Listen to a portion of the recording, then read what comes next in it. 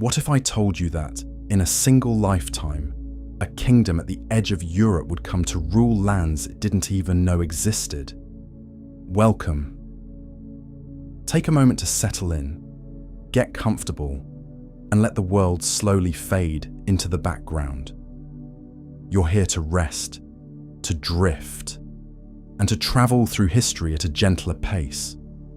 Before we begin, I'd love to know where you're listening from tonight. Drop a comment with your country or city.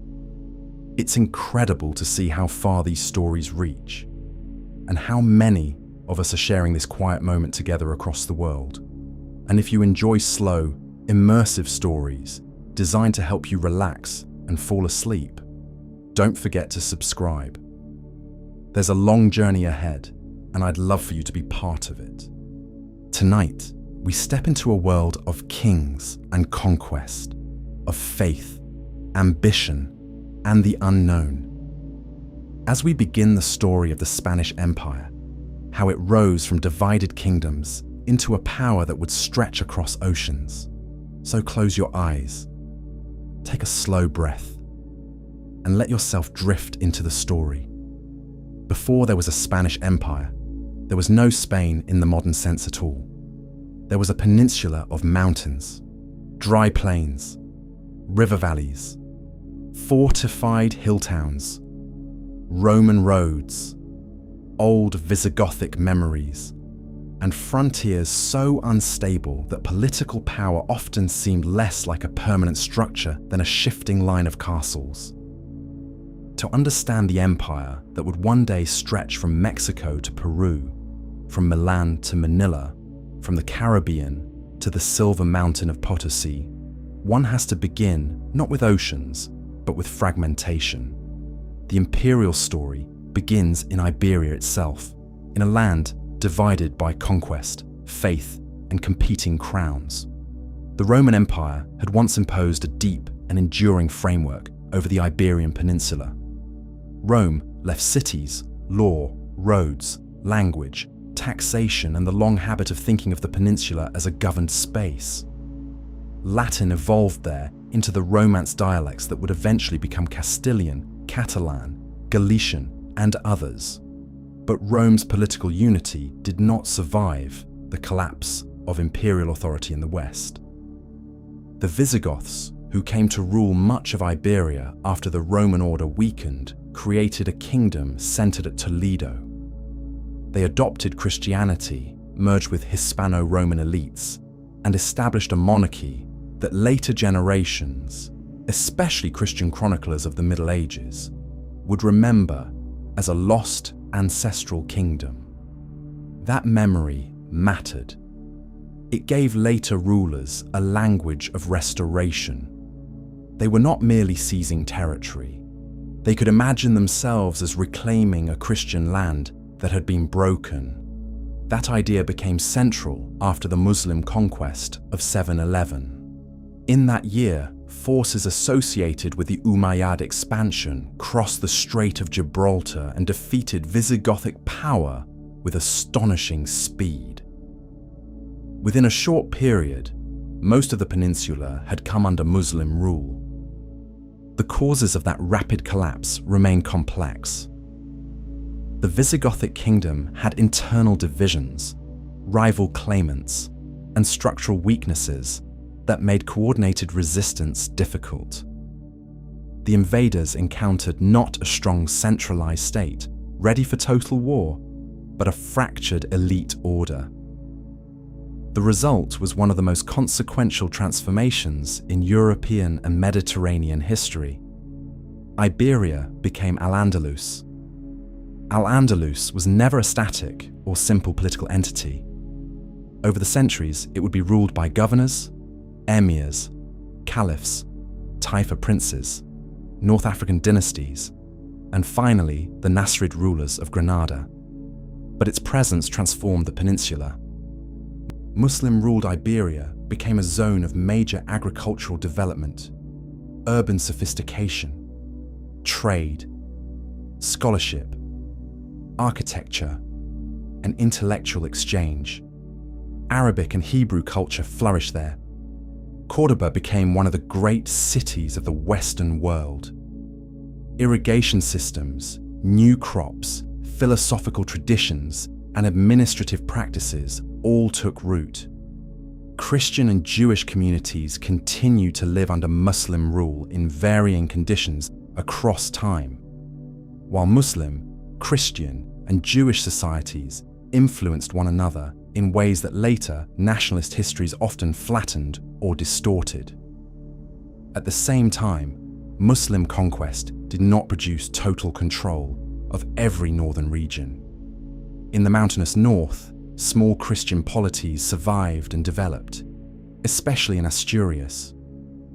The later legend of Pelayo and the Battle of Covadonga became foundational to Christian narratives of resistance, though the historical dimensions of that early conflict are difficult to separate from myth-making.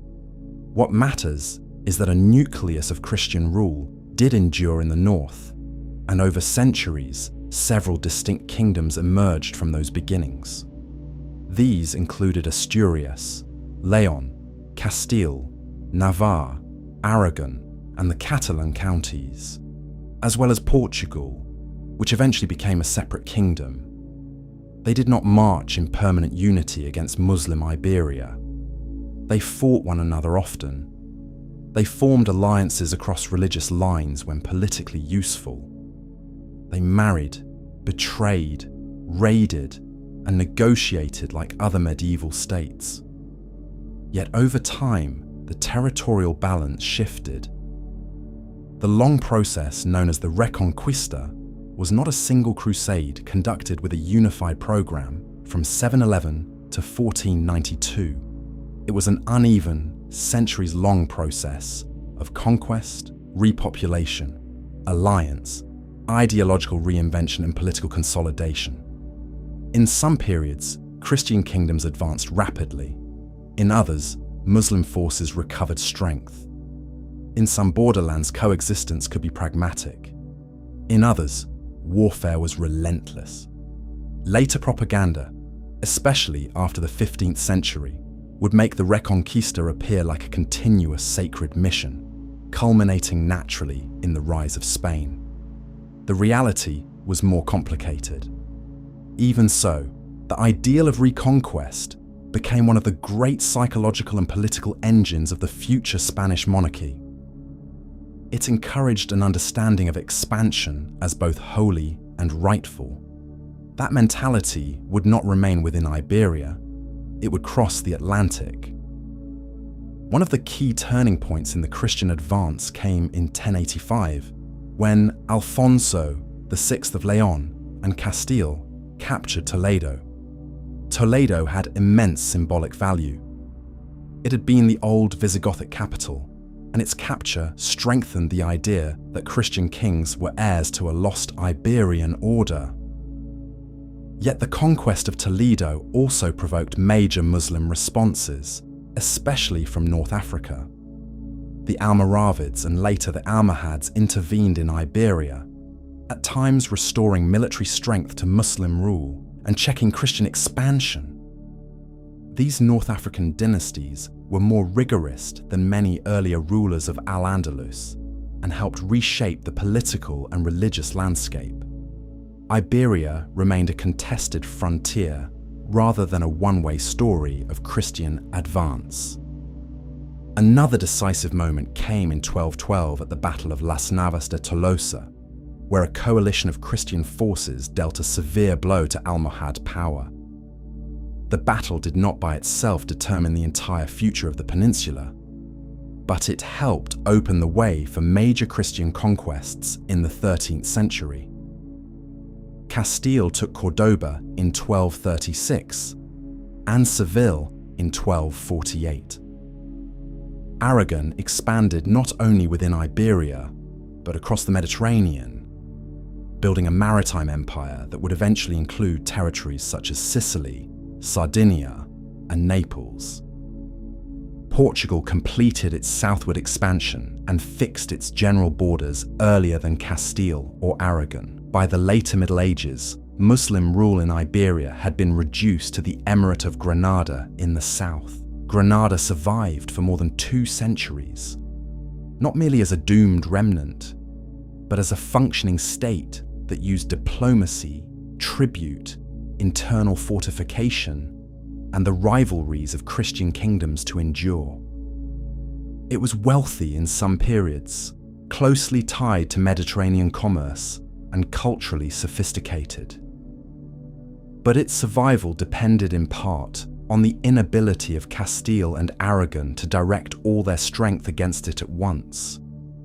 As long as the Christian crowns remained divided or distracted, Granada could live on.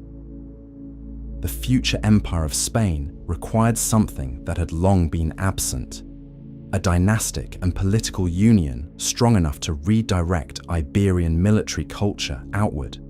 That union began to take form in the marriage of Ferdinand of Aragon and Isabella of Castile in 1469. Modern memory often treats their marriage as the birth of Spain, but this too needs precision. Their union did not erase the institutional independence of their respective crowns. Castile and Aragon remained legally distinct realms with separate laws, customs, taxation systems, and governing traditions. Aragon itself was a composite monarchy, including Aragon proper, Catalonia, Valencia, and Mediterranean possessions. Castile was larger, more populous, and increasingly central to the resources that would later sustain imperial expansion. Ferdinand and Isabella ruled together, but not over a single centralized national state in the modern sense. What they created was a dynastic union of extraordinary importance, one that brought together the principal Christian powers of Iberia under one married couple. Their rise was not smooth. Isabella's claim to the throne of Castile was contested. The War of the Castilian Succession followed, with Portugal intervening in support of rival claims. Isabella and Ferdinand emerged victorious, strengthening their authority and their legitimacy. They also worked to increase royal power over nobles, towns, and ecclesiastical structures. The late medieval Iberian crowns had often been constrained by magnates with private armies, fortified strongholds, and local power bases. Ferdinand and Isabella pursued policies that reduced aristocratic disorder and elevated the monarchy's judicial and administrative reach.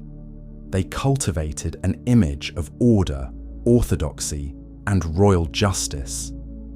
This was not yet the fully developed bureaucratic empire of the 16th century, but it was a major step toward more effective monarchy. Religion became inseparable from that project of consolidation. Medieval Iberia had long contained Christians, Muslims, and Jews, though the nature of coexistence varied by time and place, and could include tolerance, segregation, exploitation, violence, or legal hierarchy. By the late 14th and 15th centuries, anti-Jewish violence had intensified in many places. Pogroms in 1391 devastated Jewish communities and led many Jews to convert to Christianity, willingly or under coercive pressure. These converts, known as conversos, and their descendants became central to the religious anxieties of late medieval Iberia. Some rose to prominence in commerce, administration, and church life. Their success provoked hostility. Suspicions that some converts secretly practiced Judaism encouraged a dangerous obsession with lineage and orthodoxy. In 1478, with papal approval, Ferdinand and Isabella established the Spanish Inquisition. Unlike the medieval papal inquisitions of earlier centuries, this institution was closely tied to royal authority. Its purpose was not to convert openly practicing Jews or Muslims who remained under legal toleration, but to investigate baptized Christians suspected of heresy, especially conversos accused of Judaizing. Over time, its scope broadened. The Inquisition became one of the most feared instruments of religious discipline in Spanish history, though its mechanisms and scale are often exaggerated in popular myth. It did not kill millions, but it did create a pervasive climate of surveillance, denunciation, confiscation, and public punishment. It also reinforced a powerful idea that political unity and religious uniformity belong together. This idea shaped the final conquest of Granada. In 1482, war began in earnest between the Catholic monarchs and the Nasrid Emirate. Granada was weakened by internal dynastic conflict, factionalism, and the growing superiority of Castilian military and logistical organization. The war lasted 10 years and involved sieges, artillery, frontier raids, and systematic encirclement. It was not a quick romantic finale, but a resource-intensive campaign that demonstrated the strengthening capacity of the United Crowns. On January 2nd, 1492, Granada surrendered. Boabdil, the last Nasrid ruler, handed over the city. The conquest had immense symbolic importance. For Christian Europe, it appeared as the triumphant completion of the reconquista. For Ferdinand and Isabella, it confirmed their providential image as rulers chosen to purify and elevate their realms. Yet the terms of surrender initially promised protections for Granada's Muslim inhabitants, including guarantees for property, religion, and legal customs. These promises would not endure. Over the following years, pressures for conversion intensified, especially under figures such as Cardinal Cisneros. Forced conversions, revolts, and repressive responses followed. The Muslim population of Iberia would increasingly be transformed into nominal Christians, or Moriscos, whose sincerity the authorities would later suspect, much as they suspected conversos. The pattern was becoming clear. Conquest was followed by conditional accommodation, then demands for religious conformity, then surveillance and coercion. This structure would echo in the Americas in altered form. Also, in 1492 came another decision with enormous consequence: the expulsion of the Jews from Castile and Aragon. The Alhambra decree ordered practicing Jews either to convert or leave. Tens of thousands departed, though exact numbers remain debated. Many sought refuge in Portugal, North Africa, the Ottoman Empire, Italy, or elsewhere. Jewish communities that had existed in Iberia for centuries were uprooted. The stated rationale was that Jewish presence might corrupt conversos and weaken Christian unity. The deeper meaning was the same one that underlay the Inquisition and the conquest of Granada. The monarchy increasingly understood durable power through confessional homogenization. Spain was not merely to be ruled, it was to be spiritually disciplined. The year 1492 has therefore often been remembered as an almost impossibly dense historical hinge. Granada fell. The Jews were expelled. Antonio de Nebrija published a grammar of the Castilian language, declaring language to be a companion of empire. And Christopher Columbus, after years of petitioning, sailed west under the patronage of the Catholic monarchs. These events were not identical in meaning, but they belonged to the same world. The Iberian frontier tradition, crusading mentality, royal centralization, and appetite for expansion were converging. A monarchy that had just completed the conquest of the last Muslim-ruled state in Iberia was suddenly willing to underwrite a venture across the Atlantic. Columbus himself was a Genoese mariner with experience in Atlantic navigation and a deeply mistaken estimate of the Earth's geography. He believed that sailing west across the ocean sea would bring him to Asia more directly than the long eastern routes. His calculations underestimated the distance and relied on a false compression of the globe. Portuguese experts, already heavily invested in Atlantic exploration and the African route to the Indian Ocean, had been skeptical.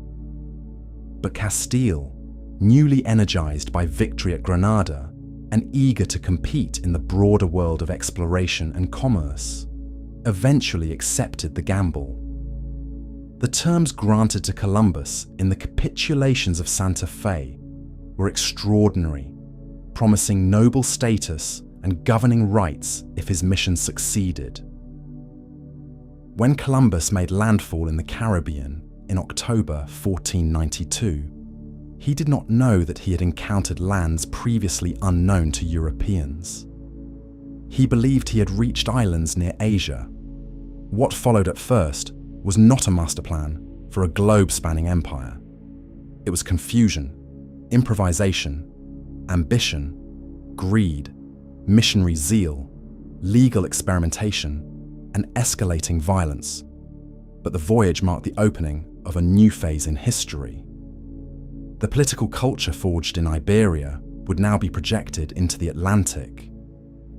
The old frontier between Christian and Muslim, which had shaped centuries of warfare and identity, was giving way to another frontier between Europeans and the peoples of the Americas. That does not mean the Spanish Empire was simply born whole in 1492.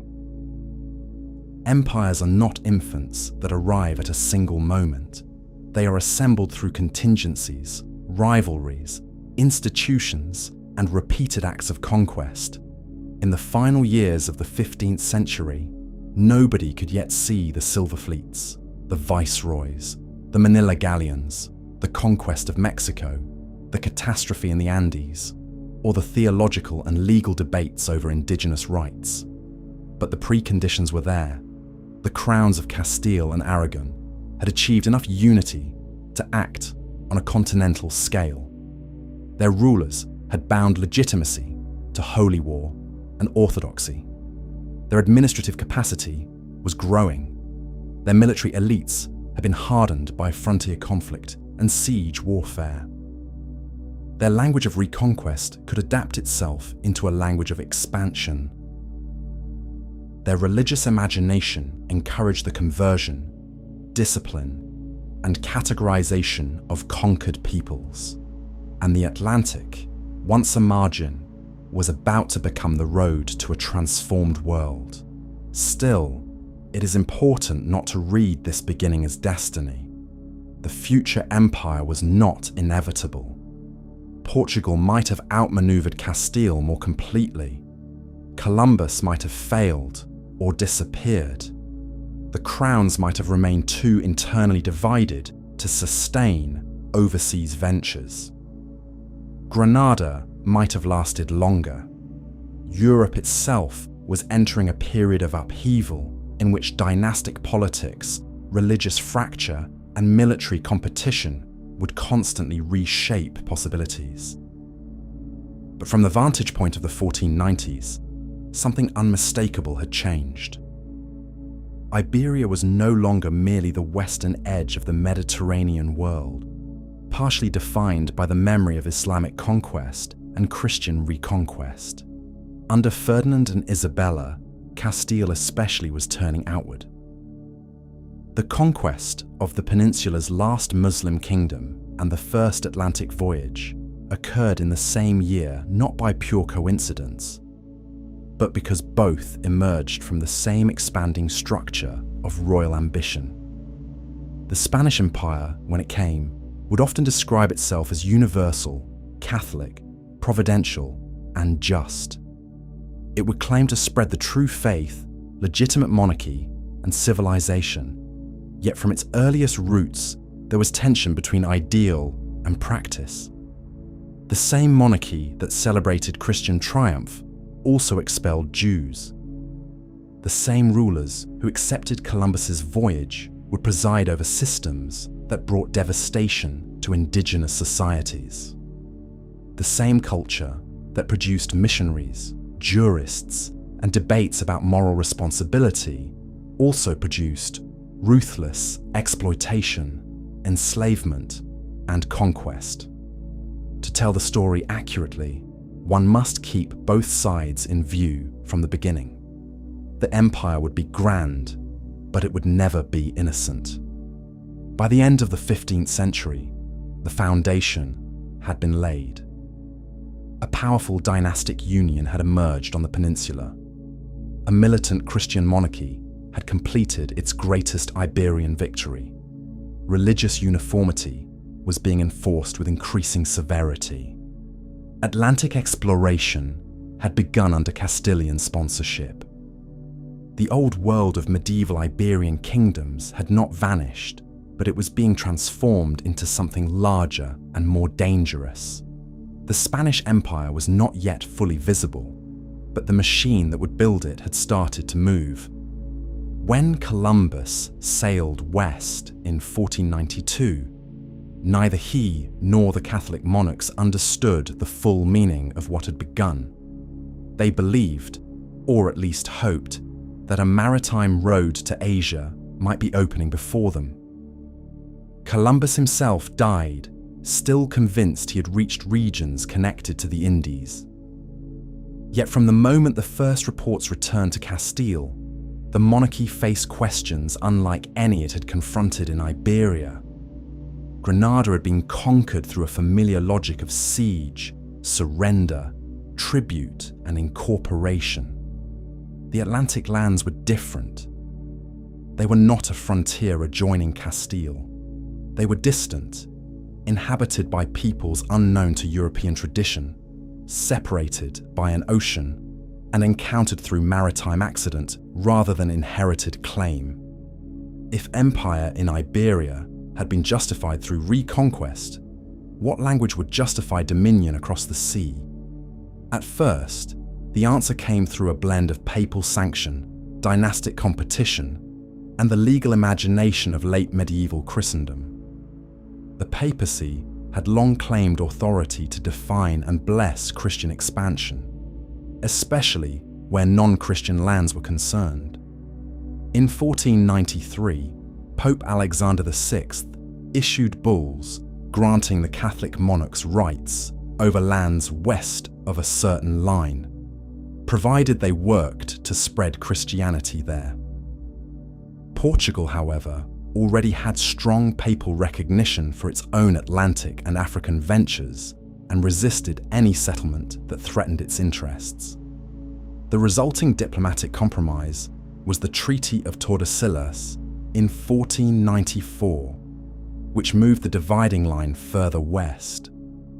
This agreement would later matter enormously because it gave Portugal a claim to what became Brazil, while leaving most of the Americas within the sphere of Castile.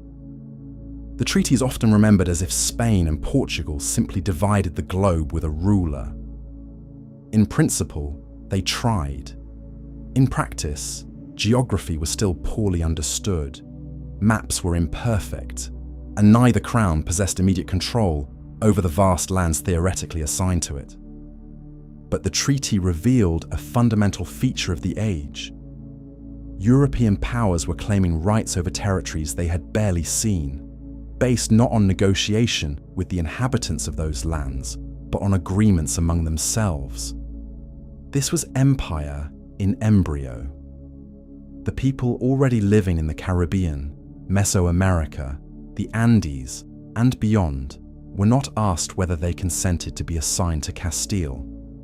Their existence was acknowledged, but their sovereignty was not respected on equal terms.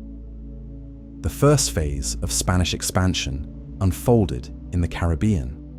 Columbus established the settlement of La Navidad on Hispaniola during his first voyage, leaving behind men from the wrecked Santa Maria. When he returned, the settlement was gone, its inhabitants dead. That early disaster foreshadowed the instability, violence, and mutual incomprehension that would define the first colonial efforts. On his later voyages, Columbus founded more durable settlements and attempted to govern as viceroy and admiral under the privileges he had been granted, but he was a far better navigator than administrator. Conflict among settlers, brutality toward indigenous communities, scarcity, disease, unrealistic expectations of immediate wealth, and factional struggles made the early Caribbean colonies deeply unstable. Hispaniola became the crucial center of the earlier Spanish presence. There, Spaniards confronted a reality that did not match their fantasies of easy riches. Gold existed, but not in the abundant forms many had imagined. Survival required labor, supplies, and control over local populations. The Taino people, who formed much of the indigenous population of Hispaniola and neighboring islands, soon found themselves subjected to impossible demands. Spaniards wanted tribute in gold where possible, labor in agriculture and mining where not, and submission to a new political order enforced by armed men, horses, steel weapons, and terror. Resistance occurred repeatedly, but it faced overwhelming material disadvantages and was further undermined by epidemic disease. This catastrophe cannot be overstated. The arrival of Europeans in the Caribbean initiated one of the greatest demographic collapses in human history. The causes were multiple: violence, displacement, hunger, overwork, social breakdown, and above all, disease devastated indigenous populations. Old world pathogens, including smallpox, moved into societies with no prior exposure and therefore no acquired immunity. Debates continue over exact population figures before contact, and historians differ on regional estimates, but there is no serious doubt that the collapse was enormous. On Hispaniola, the population fell with stunning speed in the decades after Columbus's arrival. What had seemed to Spaniards an opportunity for wealth was purchased through mass death on a scale they themselves often struggled to comprehend. Columbus's own rule became increasingly controversial. Complaints against him and his brothers accumulated, including accusations of misgovernment and harshness toward both settlers and indigenous people. In 1500, royal officials intervened, and Columbus was arrested and sent back to Spain in chains, though he later regained some honors. The episode matters because it showed the crown was not prepared to leave the new lands as a private seigneury under one admiral's family. The Indies, as the Spanish called them, were too important. The monarchy would seek direct authority. That shift was institutional as much as military. The crown steadily developed mechanisms to govern overseas territories from Castile. The Casa de la Contratación, founded in Seville in 1503, regulated trade, navigation, pilots, maps, and migration to the Indies. It became a vital administrative hub for Atlantic Empire. Later, the Council of the Indies, established in 1524, would take on a broader supervisory role in legislation, appointments, and imperial governance. These institutions did not make rules smooth or perfectly efficient, but they reveal how quickly the Spanish monarchy understood that overseas expansion required bureaucratic structure. Empire could not be sustained through adventurers alone. It needed paper, courts, licenses, officials, accountants, and archives.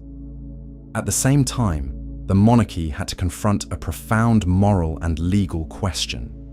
Who exactly were the peoples of the newly encountered lands?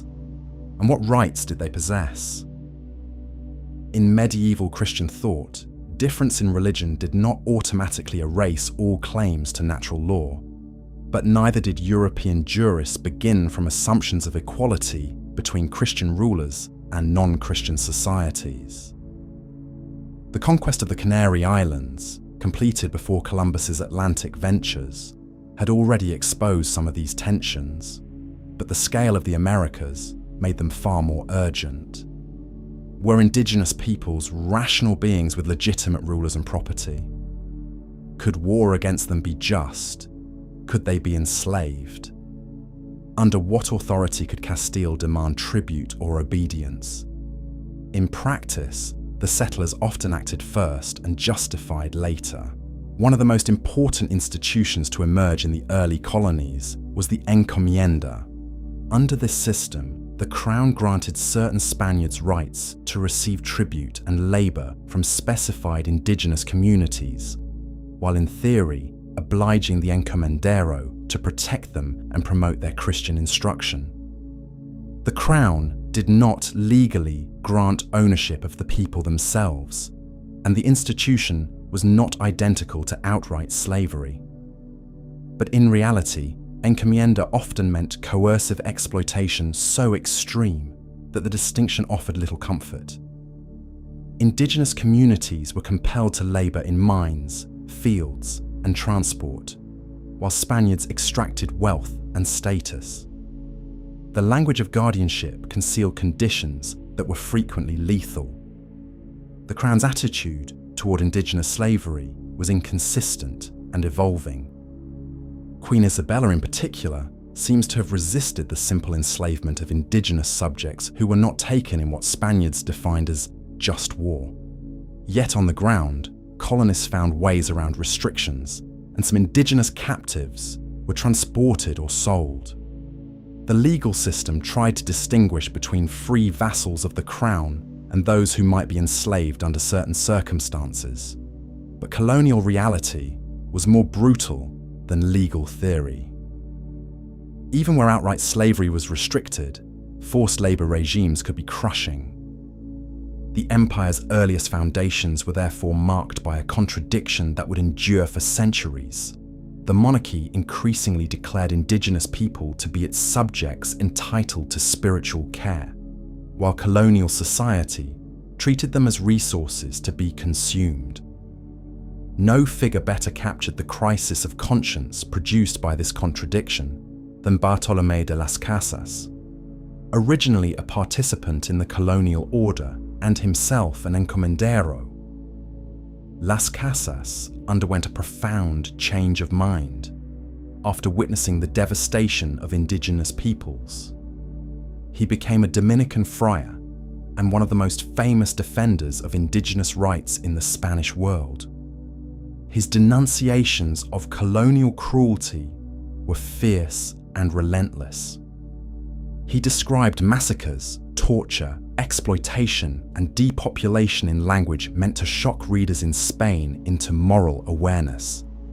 His writings later fed the so-called Black Legend, especially in Protestant Europe, where Spain's imperial rivals used them to portray the Spanish as uniquely monstrous.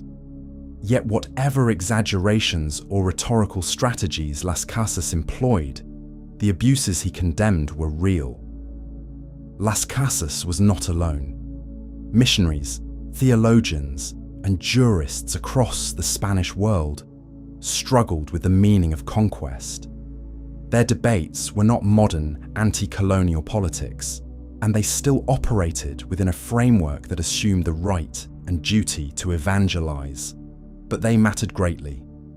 Few early modern empires generated such sustained internal argument over the justice of domination. The Spanish monarchy, eager to preserve both legitimacy and revenue, was unusually receptive to legal theological discussion, even if implementation remained uneven. This is one of the central paradoxes of the empire.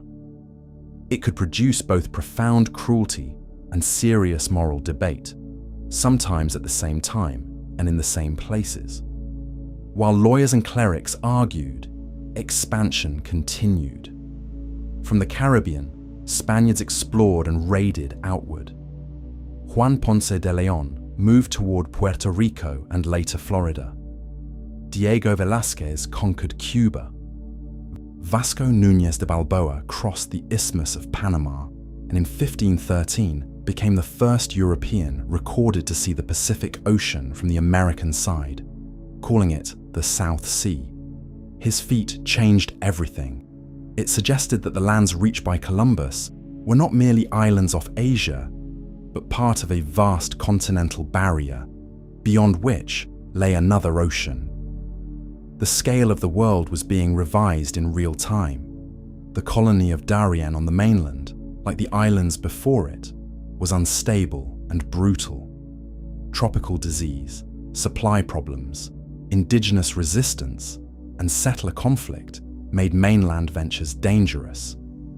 Yet the mainland also offered something the Caribbean increasingly lacked: rumors of richer and more complex societies inland. The islands had served as laboratories of empire, but they were not the final prize. From indigenous intermediaries, captives, and traders, Spaniards began hearing stories of large polities, wealthy rulers, and cities far beyond the coasts. These stories, filtered through misunderstanding and greed, fed the imaginations of men who had little to lose and much to gain. The social type that emerged in these decades would become central to the next phase of empire, the conquistador. He was not simply a soldier in royal uniform. He was often a younger son, a minor hidalgo, an adventurer, or a colonial settler seeking fortune, honor, office, and perhaps salvation through service. Many came from Extremadura, Andalusia, and Castile, regions shaped by traditions of frontier warfare and limited opportunity for upward mobility. They were products of a society that prized lineage and martial reputation, but also one in which many noblemen possessed status without great wealth. The Indies appeared to offer what Europe often denied them: rapid advancement through audacity. This does not mean the conquistadors were mere extensions of royal design. They often operated in ambiguous legal zones, with contracts, licenses, and claims that could be stretched or contested. The crown needed them because it lacked the means to directly conquer vast territories with standing armies. But it also feared them because successful conquerors could become dangerously independent. The struggle between private conquest and royal control would become one of the defining tensions of the 16th century empire. Men such as Cortés and Pizarro would win astonishing victories, then spend years trying to defend their rewards against a monarchy determined not to let overseas nobility become too autonomous. Another major development in the early Caribbean colonies was the growing use of African slavery. As indigenous populations collapsed under conquest and disease, colonists sought alternative labor sources. The Atlantic slave trade, already being developed by the Portuguese along the African coast and Atlantic islands, now became increasingly entangled with Spanish America. At first, Spain often relied on Portuguese and other intermediaries to supply enslaved Africans, because Castile lacked the same established networks in Africa. Over time, however, enslaved Africans became a fundamental component of labor systems in the Caribbean and parts of the mainland. Thus, the Spanish Empire, almost from its beginning, was tied not only to the conquest of indigenous societies, but to the expansion of transatlantic slavery. This widened the imperial story beyond Europe and the Americas into Africa. The Spanish monarchy's wealth and prestige would later depend heavily on American silver, but that silver moved within a larger Atlantic system built partly on enslaved labor. African men and women were carried across the ocean into plantations, mines, workshops, households, and port cities. They brought languages, beliefs, skills, and forms of resistance. Some escaped and formed maroon communities. Others fought, negotiated, and survived within the violent structures of colonial life. The Spanish Empire was therefore never only a Spanish indigenous encounter. It was from early on a tricontinental formation, shaped by Europe, the Americas, and Africa. Back in Europe, the monarchy itself was changing. Isabella died in 1504, and the succession of Castile became entangled in the fate of her daughter Joanna and Joanna's husband, Philip of Habsburg. Ferdinand remained a towering figure, especially in Aragonese politics, but the future of the composite monarchy now linked Iberia to the Habsburg dynastic world.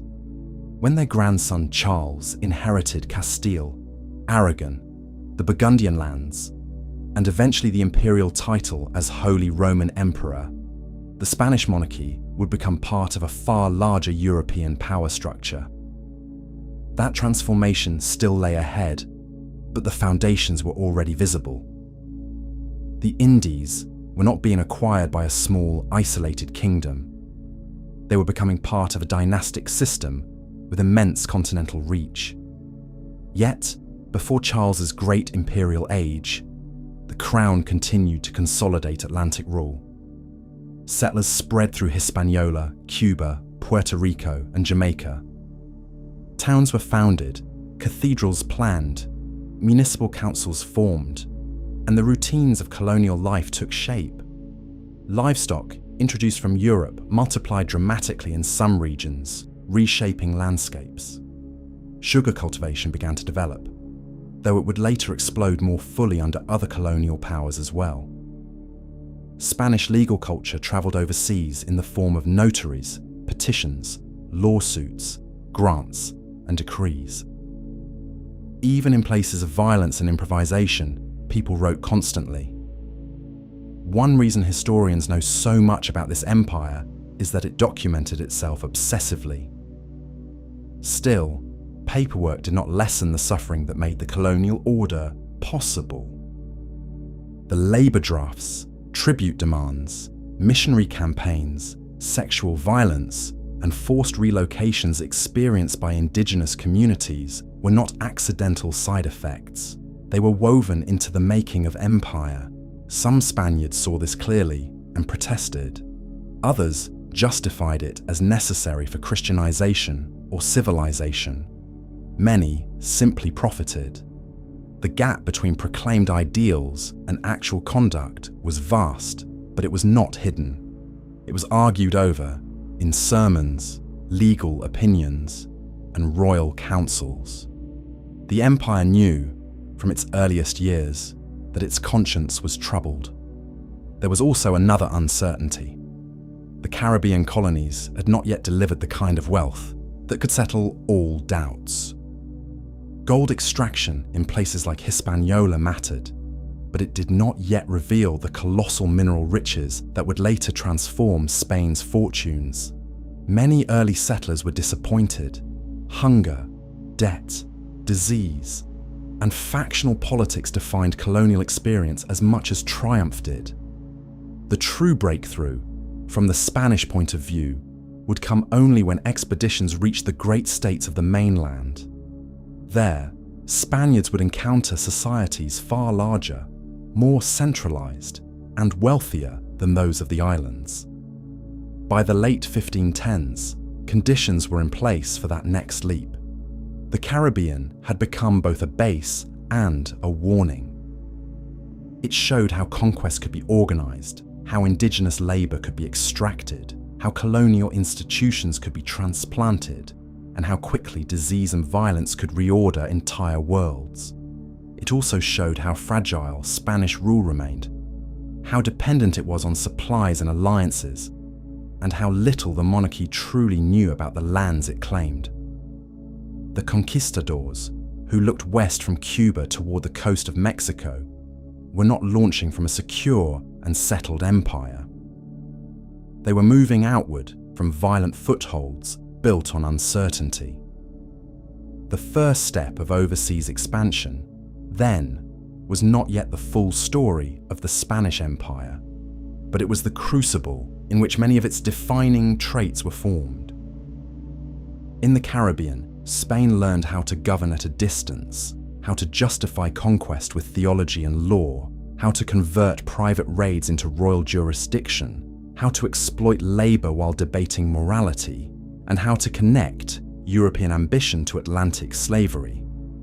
It learned too, though often without admitting it, that empire could produce not just glory, but devastation.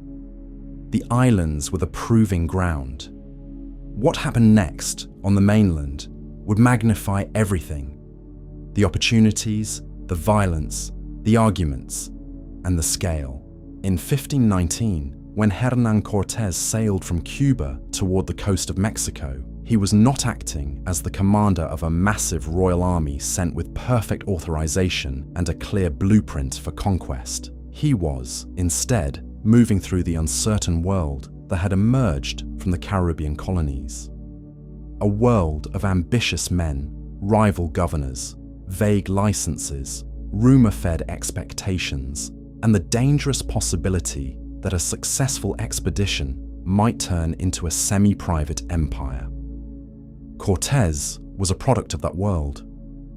Born in Medellin, in Extremadura, educated to some degree in law, but never destined for a quiet career, he had gone to the Indies as a young man and developed the qualities that would make him both formidable and troubling to the Spanish crown. He was bold, calculating, persuasive, and ruthless. He could present himself as a loyal servant of the monarchy while bending legality to suit his ambitions. The campaign he launched against the Mexica Empire, often called the Aztec Empire, would become one of the most consequential conquests in world history. It is important at the outset to be precise about the political world Cortés entered. The central power in much of central Mexico was the Mexica-led Triple Alliance, formed by Tenochtitlan, Texcoco, and Tlacopan. In practice, Tenochtitlan was the dominant force. The Mexica had built a tributary empire through war, intimidation, alliances, and political incorporation. Their capital, Tenochtitlan, stood on an island in Lake Texcoco and was one of the largest and most impressive cities in the world at that time. Europeans who later saw it struggled to describe its scale, organization, markets, causeways, and temples without falling into astonishment. Yet the empire was not a unified nation-state in the modern sense. Many subject peoples paid tribute and resented Mexica demands. Some had old rivalries with them. Others feared them deeply. This mattered enormously because the Spanish did not conquer Mexico with a few hundred men acting alone. They entered a fractured political landscape and exploited existing divisions with devastating effectiveness. The early contacts along the coast already revealed the mixture of misunderstanding and opportunity that defined the campaign. Cortés had around 500 to 600 soldiers at the start, along with a small number of horses, some artillery, crossbows, arquebuses, and sailors.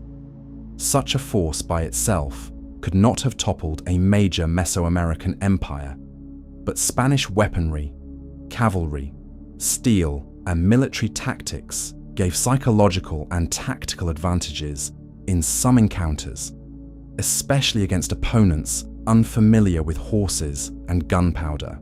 Just as important, however, were diplomacy, interpreters, and alliances. Cortés quickly recognized that language and mediation would be as crucial as force. One of the central figures in this respect was Malintzin, known in Spanish sources as Doña Marina, and often called La Malinche in later memory. She had been born into a Nahua world, but had passed through enslavement and displacement, eventually becoming able to speak both Nahuatl and Maya.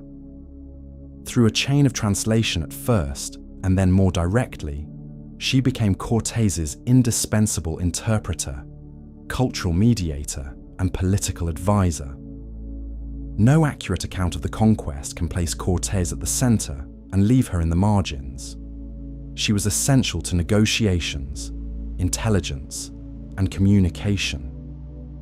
Through her, the Spanish could gather information, shape alliances, issue threats, and attempt to make sense of a densely layered political world. Later, Mexican memory would burden her with symbolic meanings as traitor, victim, mother of mestizaje, or emblem of conquest. But in the historical moment, she was a person surviving and acting within violent constraints, exercising influence in a crisis not of her making. Cortés soon faced a problem from his own side. Diego Velázquez, the governor of Cuba, had originally authorized the expedition, but grew suspicious of Cortés's ambitions and tried to revoke support. Cortés responded with a political maneuver characteristic of him. On the coast, he founded the municipality of Veracruz, which allowed him to claim that his authority now came directly from the town and, by extension, the king, rather than from Velázquez. This was a legal fiction deployed for strategic effect, but it worked. The men of the expedition were induced to accept this arrangement, and Cortés pushed inland as the representative of royal service, rather than gubernatorial defiance. He also famously destroyed or scuttled his ships, a gesture that has grown legendary. Whether every detail of that episode later acquired embellishment, the basic reality remains. Retreat was made difficult. The men were bound to the inland venture. As Cortés advanced into the interior, he encountered a world of city-states, tributary demands, and shifting loyalties. Some groups fought the Spaniards fiercely. Others saw them as useful new actors in existing struggles. The Tlaxcalans were decisive. Tlaxcala was an independent polity long hostile to the Mexica.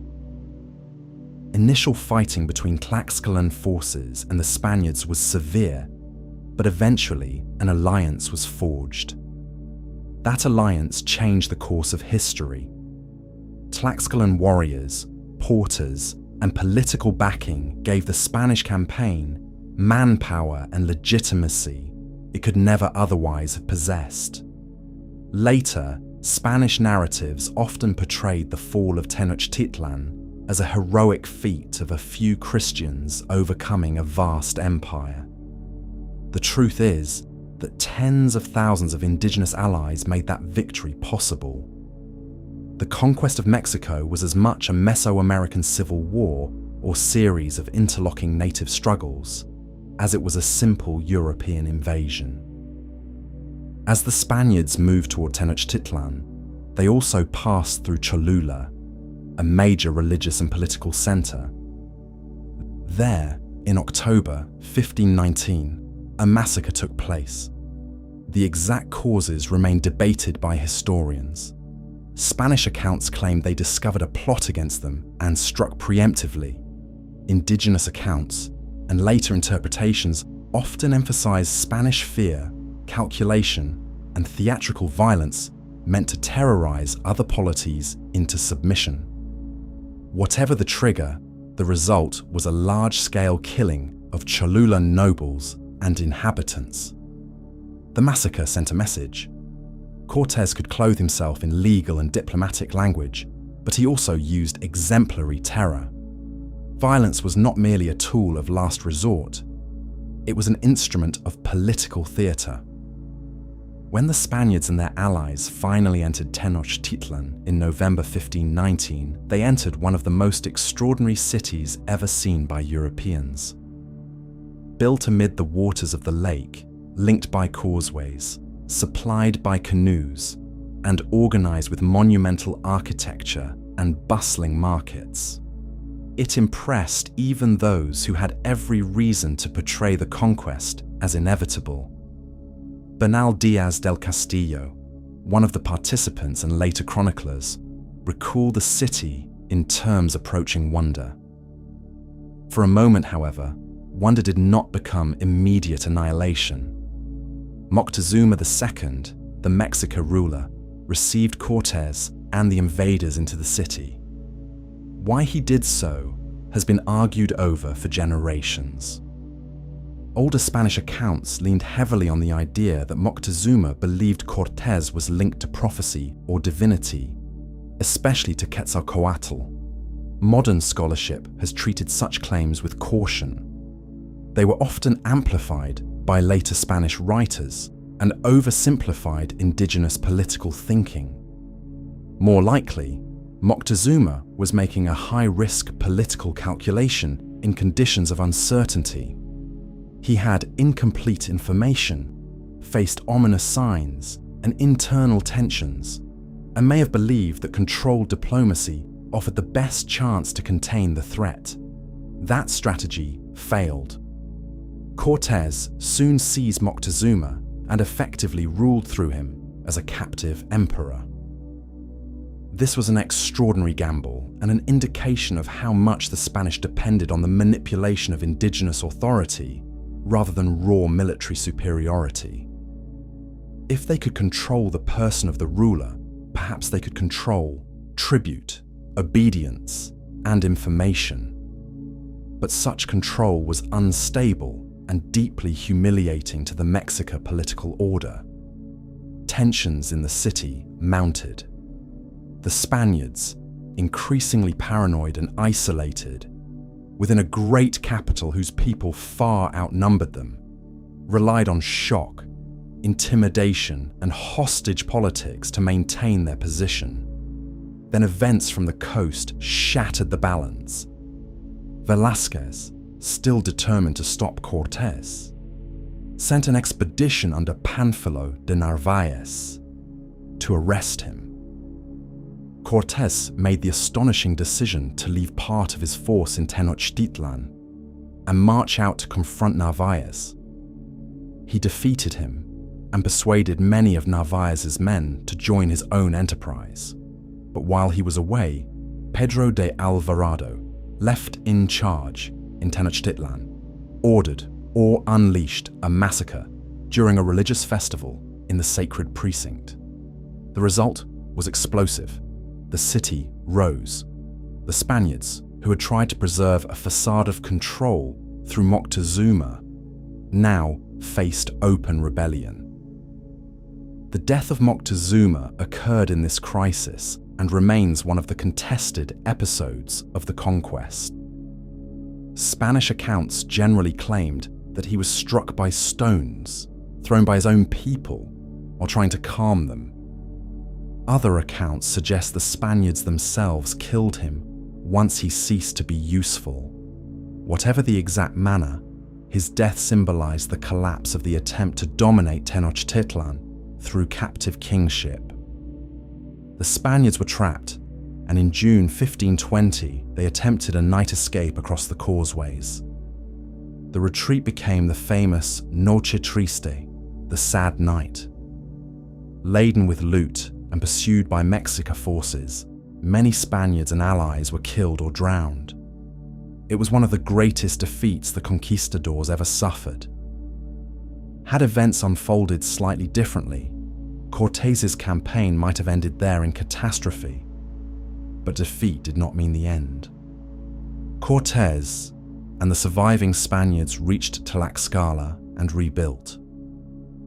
This period is crucial because it reveals again that the conquest was not a matter of uninterrupted Spanish superiority. The invaders had come close to destruction. Their recovery depended on indigenous alliance, political resilience, and timing. During this same period, smallpox entered central Mexico, most likely through one of the Europeans or Africans who had arrived with Narváez's expedition. The disease spread with devastating consequences through populations that had no prior exposure to it. Among those who died was Cuitláhuac, the Mexica ruler who had succeeded Moctezuma and led resistance after the expulsion of the Spaniards. Epidemic disease did not fight on the Spanish side in any intentional sense, but it radically changed the balance of power. It weakened communities, disrupted political succession, and intensified fear and disorder. The conquest of Mexico cannot be understood without disease. Steel and horses mattered, but pathogens often mattered more. Cortés reorganized for a full-scale siege. He assembled brigantines to control the lake, cut off supply lines, coordinated with large indigenous forces hostile to the Mexica, and prepared for systematic destruction. In 1521, the final siege of Tenochtitlan began. It was brutal beyond romantic legend. Fighting raged across causeways, canals, and urban districts. The city's population suffered hunger, thirst, bombardment, close combat, and epidemic disease. The Spaniards and their allies advanced by destroying neighborhoods, tearing down defenses, and making the city itself unlivable. Cuauhtémoc, the last Mexica ruler, led the defense with determination, but the odds were now impossible. On August 13th, 1521, he was captured, and organized resistance ended. The fall of Tenochtitlan did not mean that all of central Mexico instantly became obedient to Spain. Conquest continued through campaigns, negotiations, rebellions, and rearrangements over many years. But 1521 was a turning point of world historical scale. A major American imperial capital had fallen to a coalition led by a small group of Spaniards. On its ruins, the Spanish began to build Mexico City, the capital of New Spain. This was not just occupation, it was symbolic and material replacement. Temples were destroyed or Christianized, administrative centers repurposed, and the urban heart of an indigenous empire converted into the seat of a new colonial order. Yet the speed and magnitude of the conquest should not obscure what it rested upon.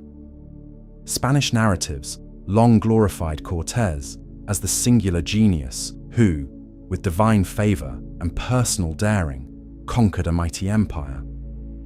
There is truth in his audacity and strategic intelligence. He was unquestionably one of the most capable and dangerous imperial adventurers of the age. But the older heroic story is too narrow. The conquest depended on Malintzин's mediation, Tlaxcalan and other indigenous alliances, internal fractures within the tributary empire, the psychology of uncertainty, the contingency of political choices, the arrival of smallpox, and sheer luck in moments when the Spaniards nearly failed. The empire Spain won in Mexico was not built by Spaniards alone. Once victory had been achieved, Cortés tried to secure its fruits. He distributed encomiendas, rewarded followers, and presented himself to the crown as the conqueror and organizer of a new kingdom. He also launched further expeditions southward and westward, eager to extend the horizon of conquest. But the crown, true to its growing habits, admired success without wanting to let success become independence. Cortés was eventually confirmed in honors and made Marqués del Valle de Oaxaca, but he never ruled New Spain as a sovereign lord. Royal officials, audiencias, and viceroys would gradually limit the power of conquistadors. The monarchy intended the wealth of Mexico to flow upward into the imperial structure, not to remain in the hands of one conqueror and his faction. The social order that emerged in New Spain after the conquest was layered and unstable. Spanish settlers occupied the highest official positions and claimed urban, legal, and landholding privileges. Indigenous nobles in some regions retained intermediary roles and local authority under Spanish oversight, especially where collaboration had aided the conquest. Tribute systems were redirected rather than wholly invented, with pre-existing structures often adapted to colonial use. Missionaries arrived in growing numbers, determined to Christianize and reorder native life.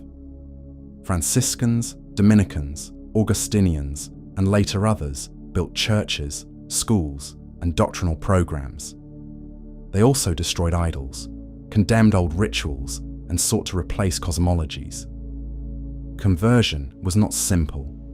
Many indigenous communities adopted Christian forms while preserving older beliefs in transformed ways. Syncretism, resistance, accommodation, and hidden continuities all marked the process. The demographic catastrophe continued after conquest. Epidemics recurred repeatedly through the 16th century, reducing indigenous populations on a scale that reshaped labor, tribute, land use, family structures, and memory. Villages disappeared. Fields were abandoned. Survivors adapted in conditions of relentless upheaval. Spanish America was never merely a story of armies and kings. It was also a story of mourning, survival, and remaking at the village level. People who had never heard of Cortés still lived through the consequences of his campaign in the form of taxes, priests, labor drafts, legal disputes, famine, and disease. At the same time, New Spain quickly became central to the wider empire. Its agricultural potential, strategic location, and access to tribute and labor made it enormously valuable. Mexico City emerged as one of the great capitals of the early modern world. From there, Spaniards and their allies pushed into Central America, westward toward the Pacific, and northward into more fragmented and difficult frontiers. The conquest of Mexico gave the Spanish monarchy more than wealth. It gave it proof that vast mainland empires in the Americas could be brought down and transformed into colonial kingdoms. The lesson would travel south. The conquest also had intellectual and moral consequences in Europe. Reports of Tenochtitlan, human sacrifice, gold, cities, and war fed both fascination and horror. For some Spaniards, Mexican religious practices were used to justify conquest as a holy necessity. Human sacrifice, in particular, became central to Spanish descriptions of the empire they had overthrown. Those descriptions were not entirely fabricated. Ritual killing did occur in Mexican religion, but the Spanish used such practices to frame their own violence as righteous salvation, even while carrying out massacres and forced labor on an immense scale. This was one of the enduring moral maneuvers of empire, to condemn the cruelties of the conquered in order to obscure or sanctify the cruelties of the conqueror. And yet, even here, the story resists simplicity. Some missionaries were genuinely horrified by what they saw among both indigenous communities and Spanish settlers. Some believed they were rescuing souls. Others learned native languages, recorded traditions, and preserved invaluable accounts of pre-conquest societies, even while trying to transform them. Bernardino de Sahagún, later in the century, would compile one of the greatest ethnographic records of Nahua culture. The empire destroyed worlds and documented them. It silenced voices and also, sometimes inadvertently, preserved fragments of them. The conquest of Mexico produced not only domination, but an archive of collision. By the early 1520s then, the Spanish Empire had moved into a new phase. The Caribbean had taught it how to survive overseas. Mexico taught it how to conquer rich and populous mainland states. The victory changed the empire's scale, ambitions, and confidence. Men elsewhere in the Americas would hear of Cortés and dream of repeating him. The crown would begin to grasp that the Indies could supply staggering resources. European rivals would start to understand that Spain was becoming something more than a kingdom with scattered islands. It was becoming an intercontinental monarchy with the capacity to seize and govern worlds. But the conquest of Mexico did not create a stable empire overnight. It opened a door into greater wealth, greater violence, and greater complexity. Beyond New Spain lay more territories, more peoples, and more rumors of immense kingdoms. One of those rumors, circulating in Panama and along the Pacific coast, spoke of rich lands to the south, where another great empire rose among mountains no Spaniard had yet mastered. There too, ambition, alliance, disease, and betrayal would decide the future. If Mexico proved that a great American empire could fall, Peru made the lesson even more dangerous. It convinced ambitious Spaniards that astonishing victories were possible again, even against powerful states spread across enormous territories. But as in Mexico, the later legend of a few heroic conquistadors triumphing by pure courage badly distorts what happened. The conquest of the Inca world was shaped by civil war, disease, alliances, misread intentions, and repeated acts of calculated treachery. It was not a clean military contest between Spain and a unified empire. It was a collision that took place at the worst possible moment for the Andean state, and the result changed the destiny of both South America and the Spanish monarchy. The empire the Spaniards encountered in the Andes was known to its rulers as Tawantinsuyu, often rendered as Tahuantinsuyu, meaning the realm of four parts together. It was vast, stretching along the spine of the Andes and encompassing regions of present-day Peru, Ecuador, Bolivia, and parts of Chile, Argentina, and Colombia.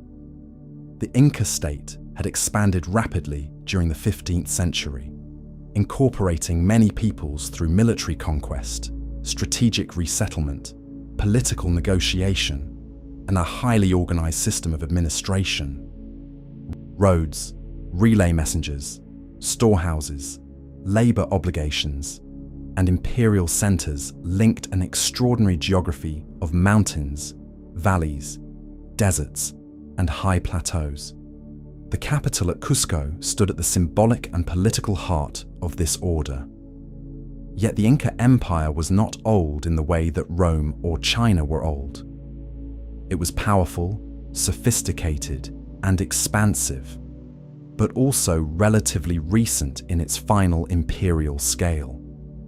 Many peoples within it had been conquered only in the generations before the Spanish arrival. Some resented Inca domination. Others were deeply tied into imperial systems of rank and labor.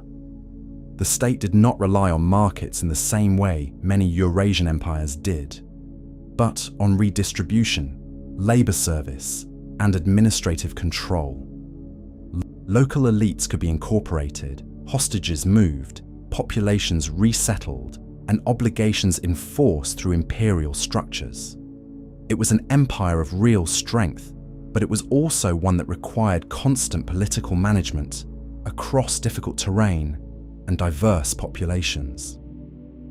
Before most Spaniards ever saw its cities, however, the empire had already been struck by catastrophe.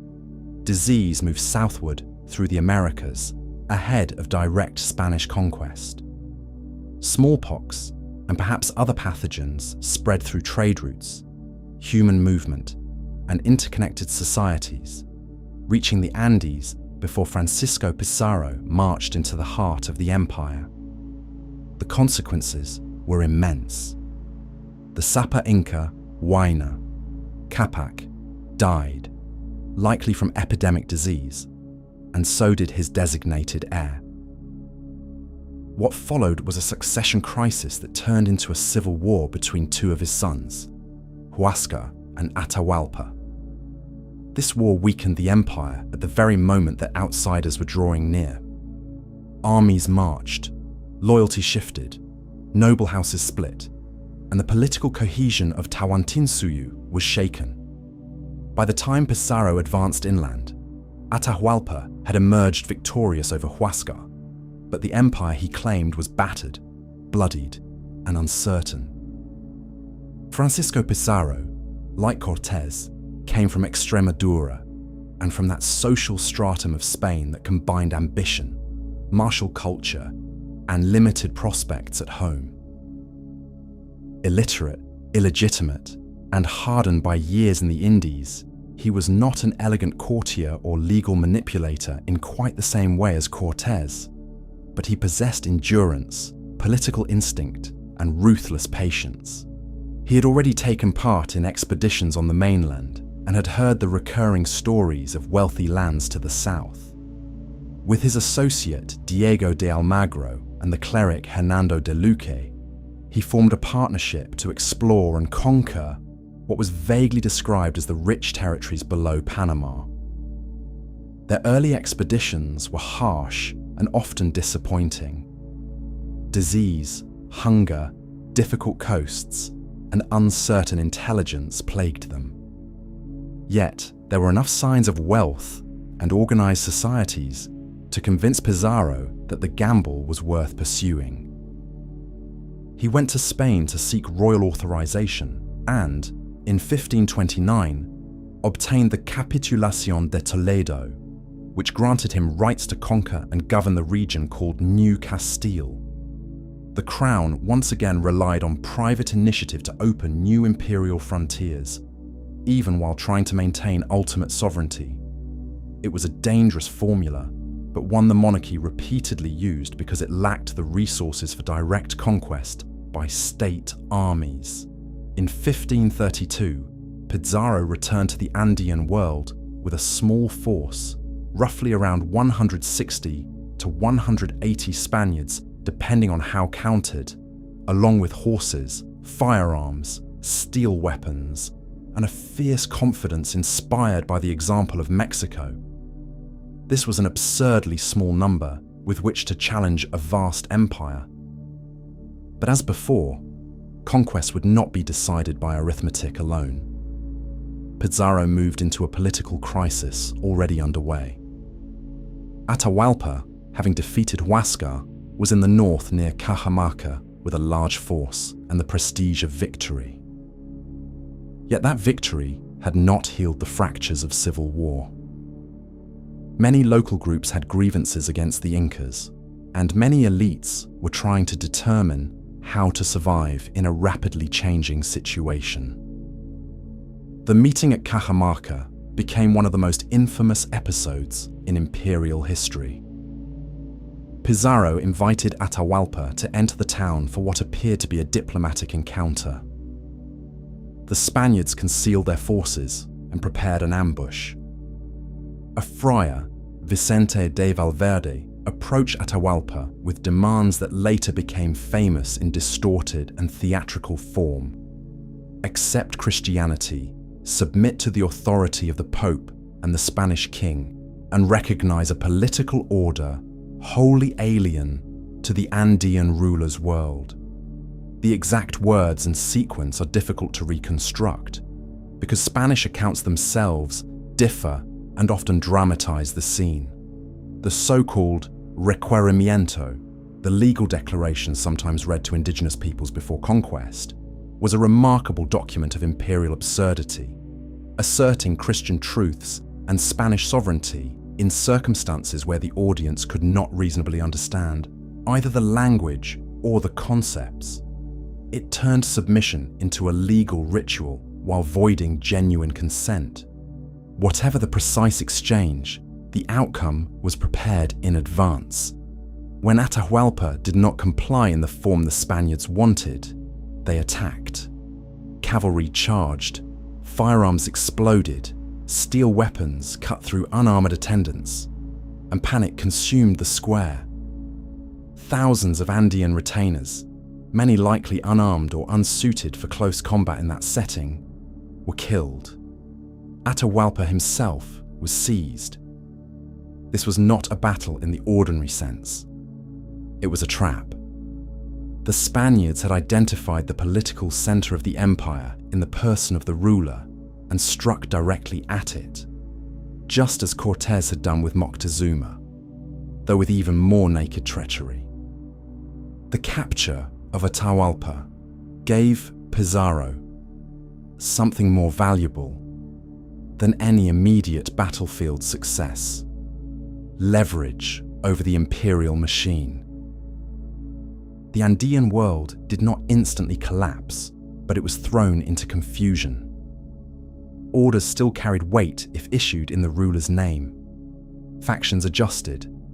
Nobles maneuvered. Pizarro used the captive emperor as both hostage and instrument, while Atahualpa himself tried to play for time and regain control. It was in this context that the famous ransom was offered. Atahualpa promised to fill a large room with gold and 2 with silver in exchange for his release. Over the following months, ornaments, ritual objects, vessels, and works of art were gathered from across the empire, melted down, and divided among the Spaniards. The ransom has become one of the iconic images of conquest, but its meaning goes beyond greed alone.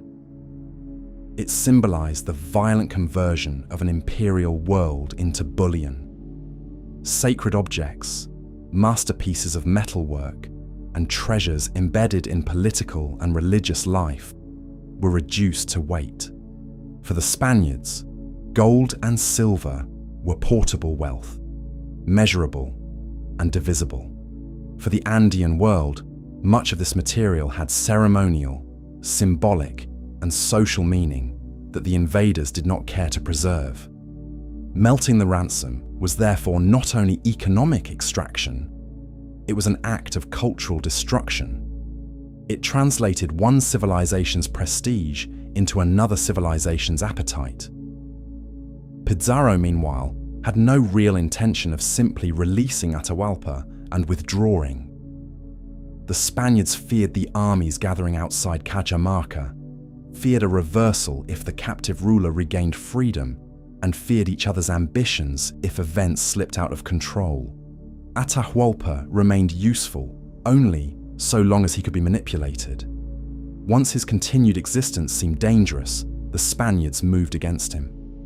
After a sham trial on charges that included idolatry, fratricide, conspiracy, and resistance, Atahualpa was condemned. In July 1533, he was executed, strangled after agreeing to baptism. His death removed the one figure whose authority still might have reorganized resistance across the empire.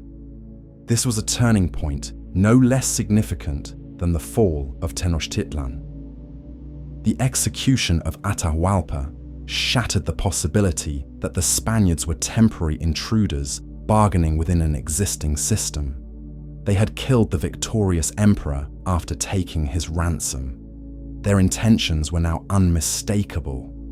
Yet, as in Mexico, conquest was not instant. The Spaniards moved toward Cusco, working through rival claimants, indigenous allies, local resentments, and the administrative habits of the empire they were dismantling.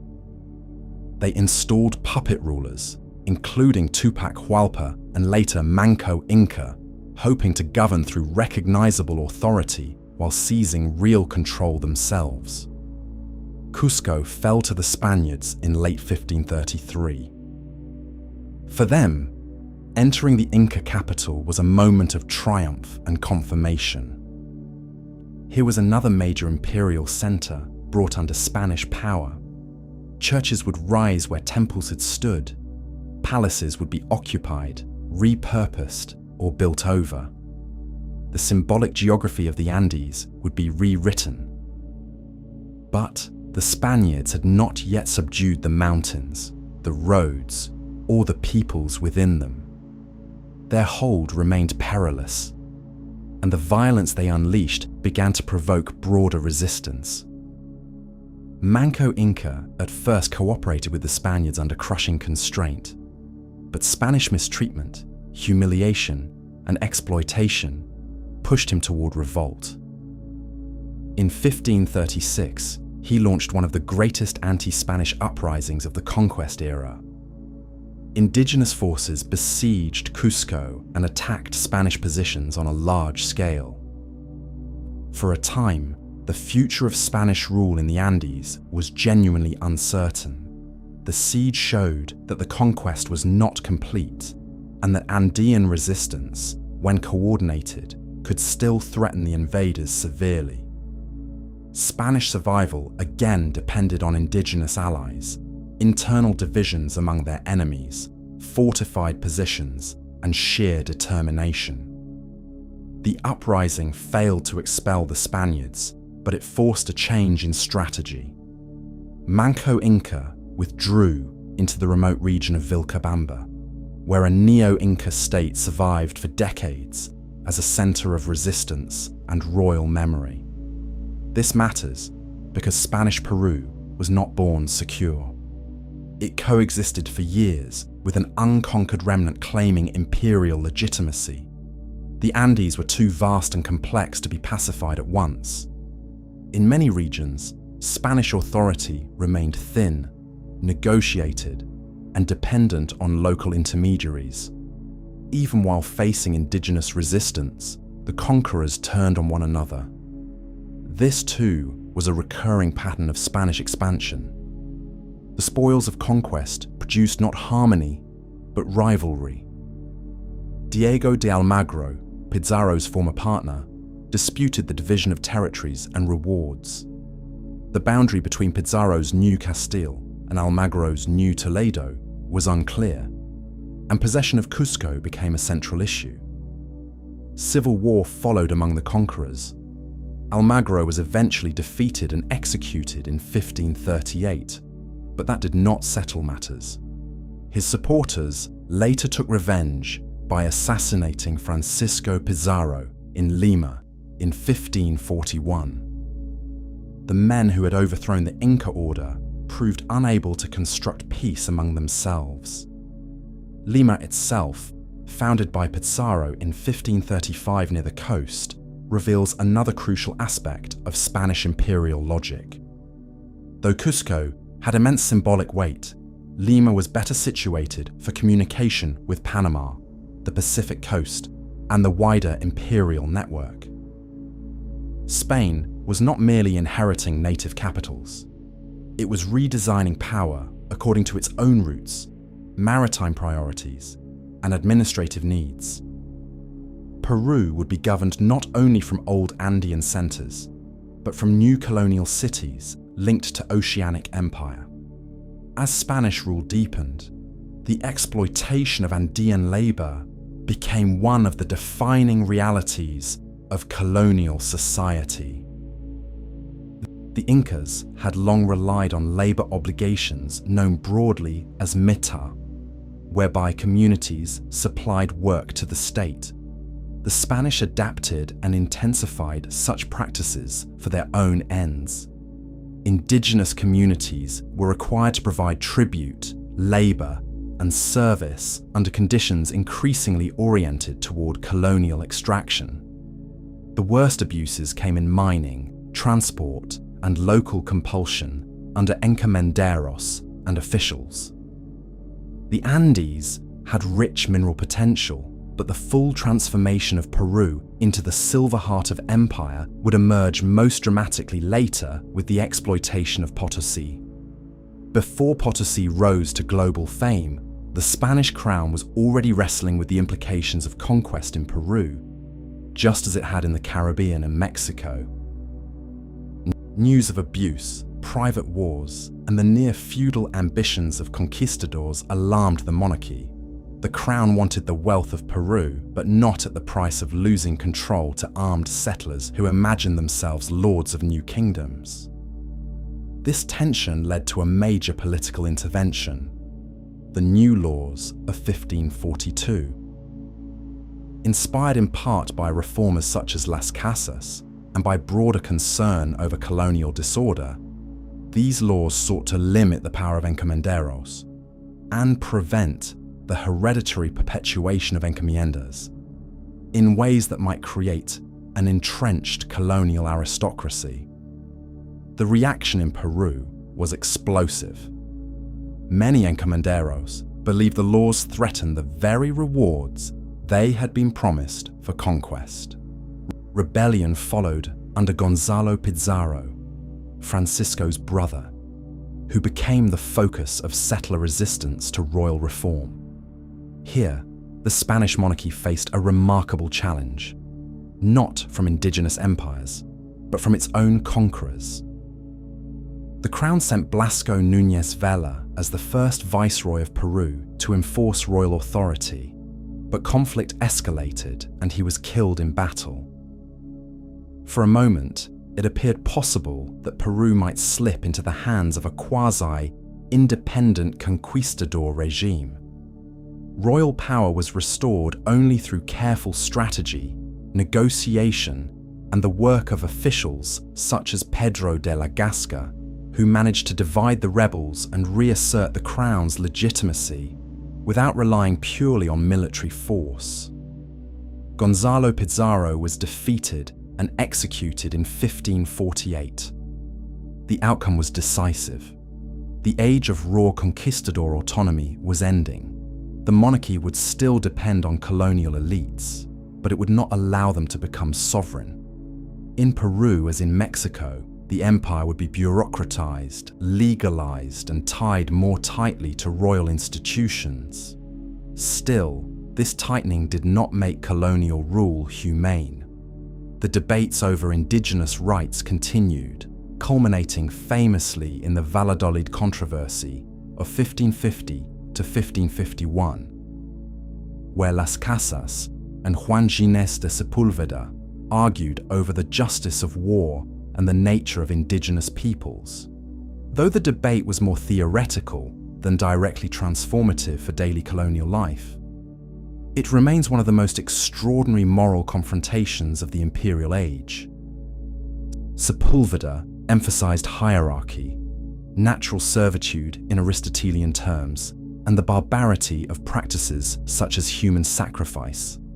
Las Casas insisted on the rationality and humanity of indigenous peoples and denounced conquest by force. The Spanish Empire was one of the few empires in history to stage such formal argument about whether its conquests were just, but the fact of the argument did not undo the structures already built by violence. In the Andes, the daily machinery of those structures settled into place. Spanish towns expanded, missions spread, indigenous nobles negotiated for privileges and survival. Communities turned to Spanish courts, often with remarkable skill, to defend lands or challenge abuses. Colonial society became more mixed and stratified. Spaniards born in Europe occupied the highest offices, but American-born Spaniards, or Creoles, would grow in importance over time. Mestizo populations increased. African slavery, though less numerically central in the high Andes than in some Caribbean and lowland zones, remained part of urban and coastal labor systems. The empire in Peru, like that in Mexico, was becoming a layered colonial world rather than a temporary military occupation. What made Peru indispensable to Spain was not simply its territory or symbolic value, but what lay under the earth. In 1545, silver was discovered in overwhelming abundance at Potosi in present-day Bolivia. That mountain, Cerro Rico, would become one of the most famous and terrible sights in imperial history. Its mines would pour out silver on a scale that altered the global economy, enriched the Spanish monarchy, fueled war in Europe, linked the Americas to Asia, and consumed human lives in staggering numbers. The conquest of Peru had prepared the way for this transformation. Without the fall of the Inca world and the establishment of Spanish colonial power in the Andes, Potosi would not have become the engine it did. By the mid-16th century then, the empire had crossed another threshold. It possessed not only the fertile and populous territories of New Spain, but also the Andean realms whose mineral wealth would reshape everything. Yet these triumphs came entangled with the same enduring realities. Betrayal masked as diplomacy, alliances made and broken, diseases that hollowed out native societies, internal wars among conquerors, and a crown determined to claim both moral legitimacy and financial profit. Peru did not simply enrich the empire, it hardened its character. The monarchy now ruled lands of almost unimaginable value, and the temptation to convert that value into endless power would define the next age. By the middle of the 16th century, the Spanish Empire was no longer an experiment of scattered islands, coastal outposts, and extraordinary but uncertain conquests. It had become a monarchy of continents. From Castile's point of view, the Atlantic was no longer a distant hazard at the edge of Europe, but a highway of power.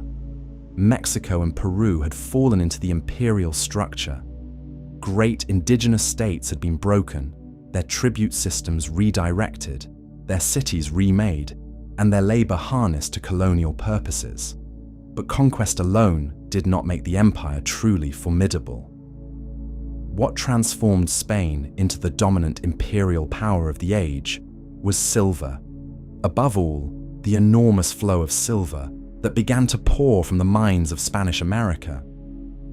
And no place symbolized that transformation more dramatically or more terribly than Potosi. In 1545, according to the traditional account, rich silver deposits were discovered in the mountain later known as Cerro Rico, the Rich Mountain, above Potosi in the high Andes. Whether the local knowledge of mineral wealth predated Spanish exploitation is very likely, and the precise circumstances of the discovery belong partly to imperial storytelling. What matters is that the Spanish rapidly recognized the mountain's staggering potential. Potosi rose at a pace that astonished even contemporaries. In a harsh, high-altitude environment, over 4,000 meters above sea level, one of the largest cities in the world emerged with startling speed. It drew Spaniards, indigenous laborers, African slaves, merchants, priests, officials, artisans, muleteers, and adventurers from across the empire. It was not a natural city in the old sense, rooted in a slow accumulation of generations. It was a city built by extraction. The rise of Potosi revealed a basic truth about the Spanish Empire. Its grandeur depended not simply on courage or kingship or missionary zeal, but on systems capable of forcing wealth out of distant lands and transferring it across oceans. At first, silver extraction at Potosi relied on relatively accessible surface ores and simple smelting methods. But as operations deepened and ore quality varied, production needed better organization and new techniques. The most important technical change came with the mercury amalgamation process, especially after the 1570s, which allowed lower-grade ore to be processed more efficiently. This method depended on mercury supplies, particularly from the mine at Huancavelica in Peru. Thus, one toxic landscape fed another. Mercury poisoned workers and environments, while silver enriched empires. To sustain production on the scale desired by the crown and colonial elites, labor was essential. Here, the Spanish adapted and intensified existing Andean traditions of compelled service. Under the Viceroy Francisco de Toledo in the 1570s, the mita system in Peru was reorganized into a large-scale colonial labor draft. Indigenous communities across a vast region were required to send a proportion of their adult men to work in Potosi and associated enterprises. In theory, the mita was regulated, paid, and limited. In practice, it was often devastating. Men were taken far from their homes, exposed to freezing conditions, brutal mine labor, debt, and deadly mercury processing. Many died. Others fled. Communities were damaged by the removal of working-age males, the burden of tribute, and the cascading strain on family economies. The empire recorded all this in legal language, but the paper did not lessen the suffering. Potosi became the perfect symbol of imperial contradiction. It was a marvel of wealth, engineering, ambition, and global connection. It was also a machine for consuming human life. Churches, mansions, gambling houses, brothels, workshops, and grand public life flourished in a city fed by coerced labor and dangerous work deep inside the mountain. Priests preached salvation while meter workers descended into darkness. Officials counted royal revenue while communities mourned the absent and the dead. The silver bars stamped and registered in imperial accounts looked clean on paper. In reality, they were soaked in exhaustion, compulsion, and poison. The city's silver moved north and west through imperial networks. It went to Lima, to Panama, across the Isthmus, to the Caribbean, and onward to Seville.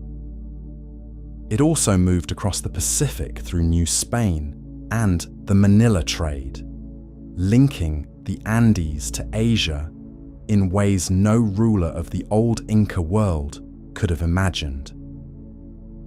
This is the point at which the Spanish Empire becomes not merely a colonial empire in the Americas, but a central engine of the early modern world economy. American silver did not stay in Spain. Much of it flowed outward again, paying for imports, financing wars, servicing debts, and sustaining trade with Europe and Asia. Yet because so much of it passed through Spanish hands, Spain stood at the center of a new global circulation. New Spain had its own silver zones too, especially in Zacatecas and later Guanajuato and other northern mining regions. The northern frontier of New Spain, though less densely populated and more difficult to control than central Mexico, acquired immense importance because of its mineral wealth. Mining towns drew settlers, laborers, clergy, and investors. Roads and transport networks expanded. Indigenous peoples of the north resisted fiercely, and frontier war was often constant. Yet the lure of silver kept pushing the empire outward. If Peru and Mexico were the great kingdoms Spain had taken, the mining frontiers were the veins through which wealth was constantly extracted from them. The effect on the Spanish monarchy was transformative. Under Charles I of Spain, who was also Charles V, Holy Roman Emperor, the empire entered a new dynastic scale. Charles inherited not just Castile and Aragon, but also the Burgundian Netherlands, Habsburg Austrian lands, and eventually the imperial dignity in Central Europe. This meant that the Spanish monarchy became part of a much larger Habsburg system of power. Charles ruled over a composite collection of territories so extensive that later generations would say the sun never set on his dominions. The phrase became even more famous under his son Philip II, but its roots lay here in the combination of Iberian, American, Italian, Netherlandish, and Central European power. This wider Habsburg inheritance meant that American silver did not serve only colonial administration or royal display. It became fuel for Europeans' struggle. Charles spent much of his reign fighting on multiple fronts. Against France in the Italian Wars, against Protestant movements within the Holy Roman Empire, and against the Ottoman Empire in the Mediterranean and Central Europe. These were not side conflicts. They were epoch-defining struggles that shaped the religious and political future of Europe. The Spanish monarchy's American wealth gave it resources that few rivals could match, but the monarchy also spent on a scale that few could sustain. Silver enriched Spain, but it also tempted it into permanent overextension. Charles's reign marked the moment when the empire's identity broadened into something universal in aspiration. He imagined himself, or was imagined by supporters, as the defender of Catholic Christendom and the heir to a near-global monarchy. Yet this universal image sat uneasily with the actual structure of his rule. His territories had separate laws, separate institutions, separate elites, and often separate interests. Castile bore a particularly heavy burden because it became the fiscal and political core of the imperial project.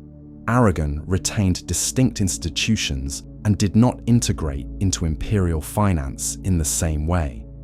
American wealth largely flowed through Castilian channels. This gave Castile enormous importance, but also exposed it to heavy taxation and strain. The Spanish Empire was thus not a single centralized nation-state. It was a composite monarchy held together by dynasty, religion, administration, and force. This mattered for how it functioned.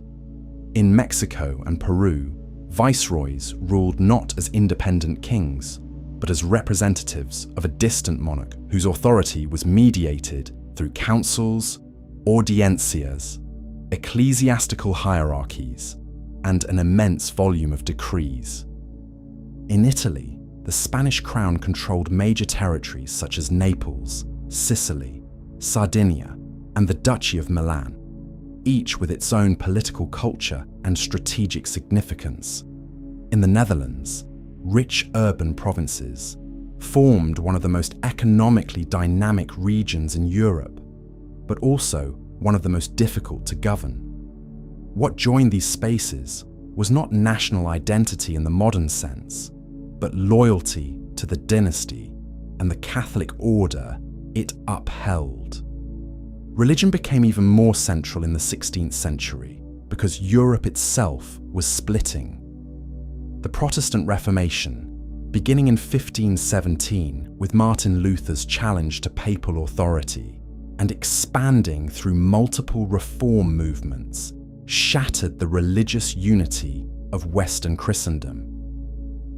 For the Spanish monarchy, which had already fused political legitimacy with Catholic orthodoxy at home, this was a profound threat.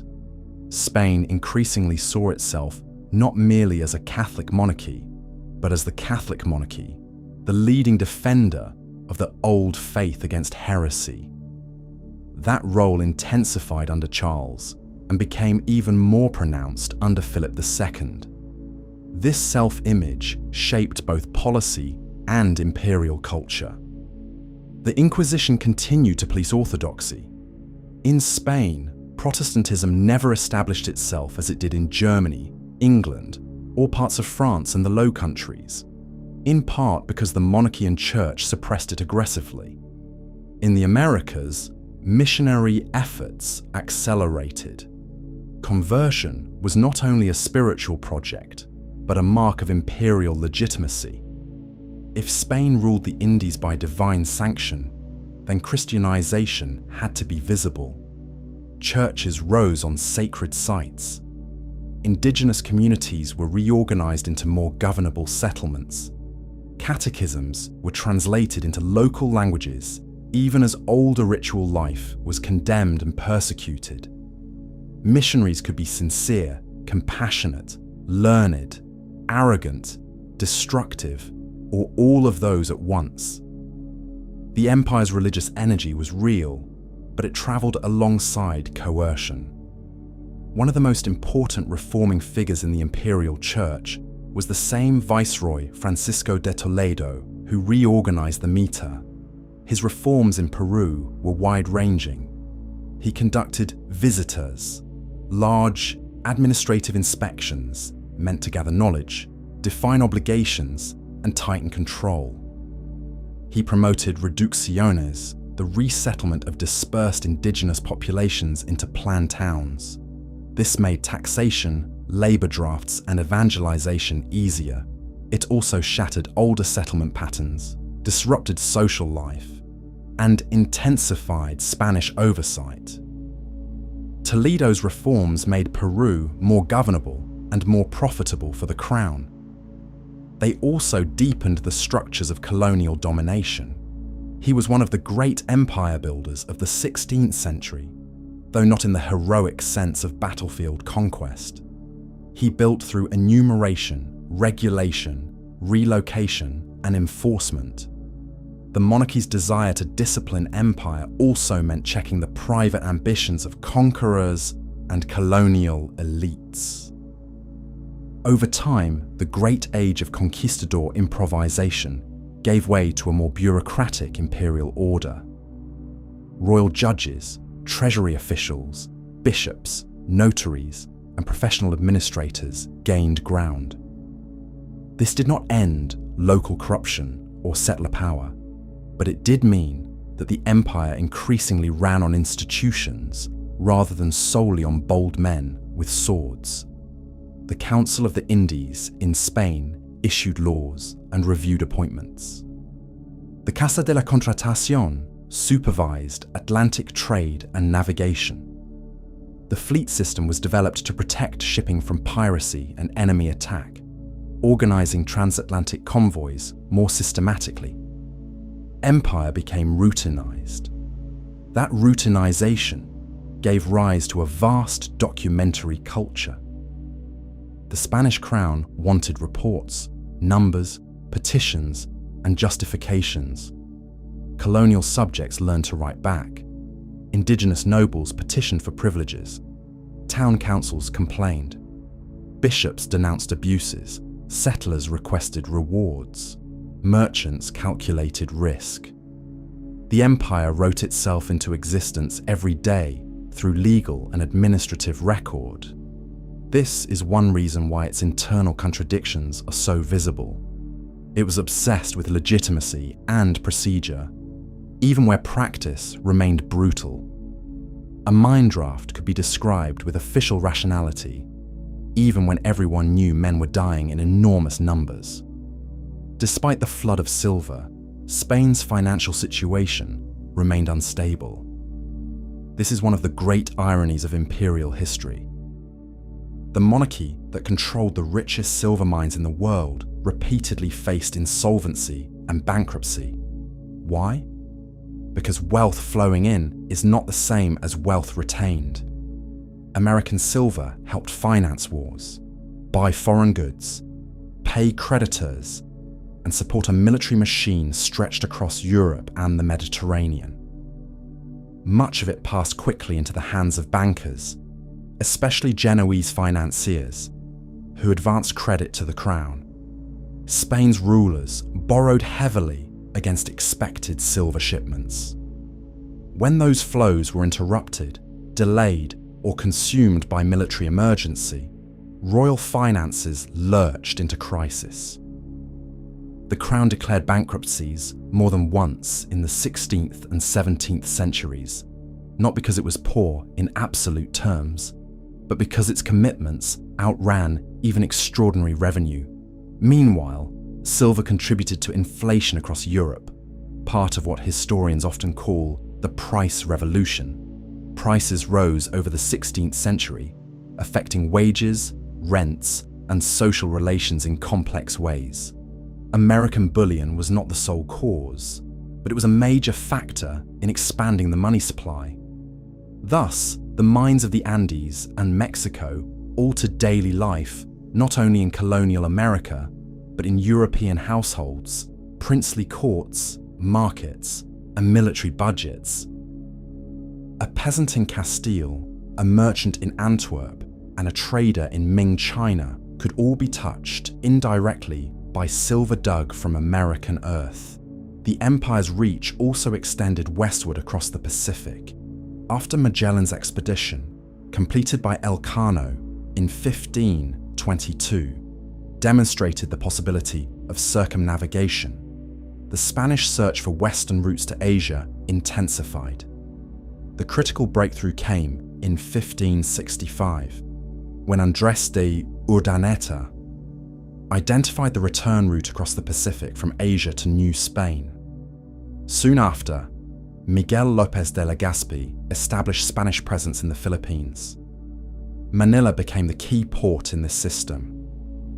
From there, Asian silks, porcelains, spices, and luxury goods crossed the Pacific in the Manila galleons to Acapulco, and American silver flowed in return toward Asian markets, especially China, where silver demand was immense.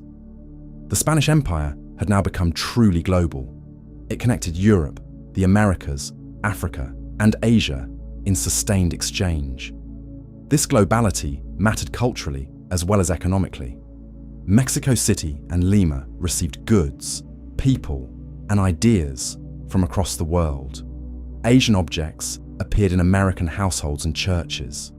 African and indigenous labor underwrote European and Asian trade.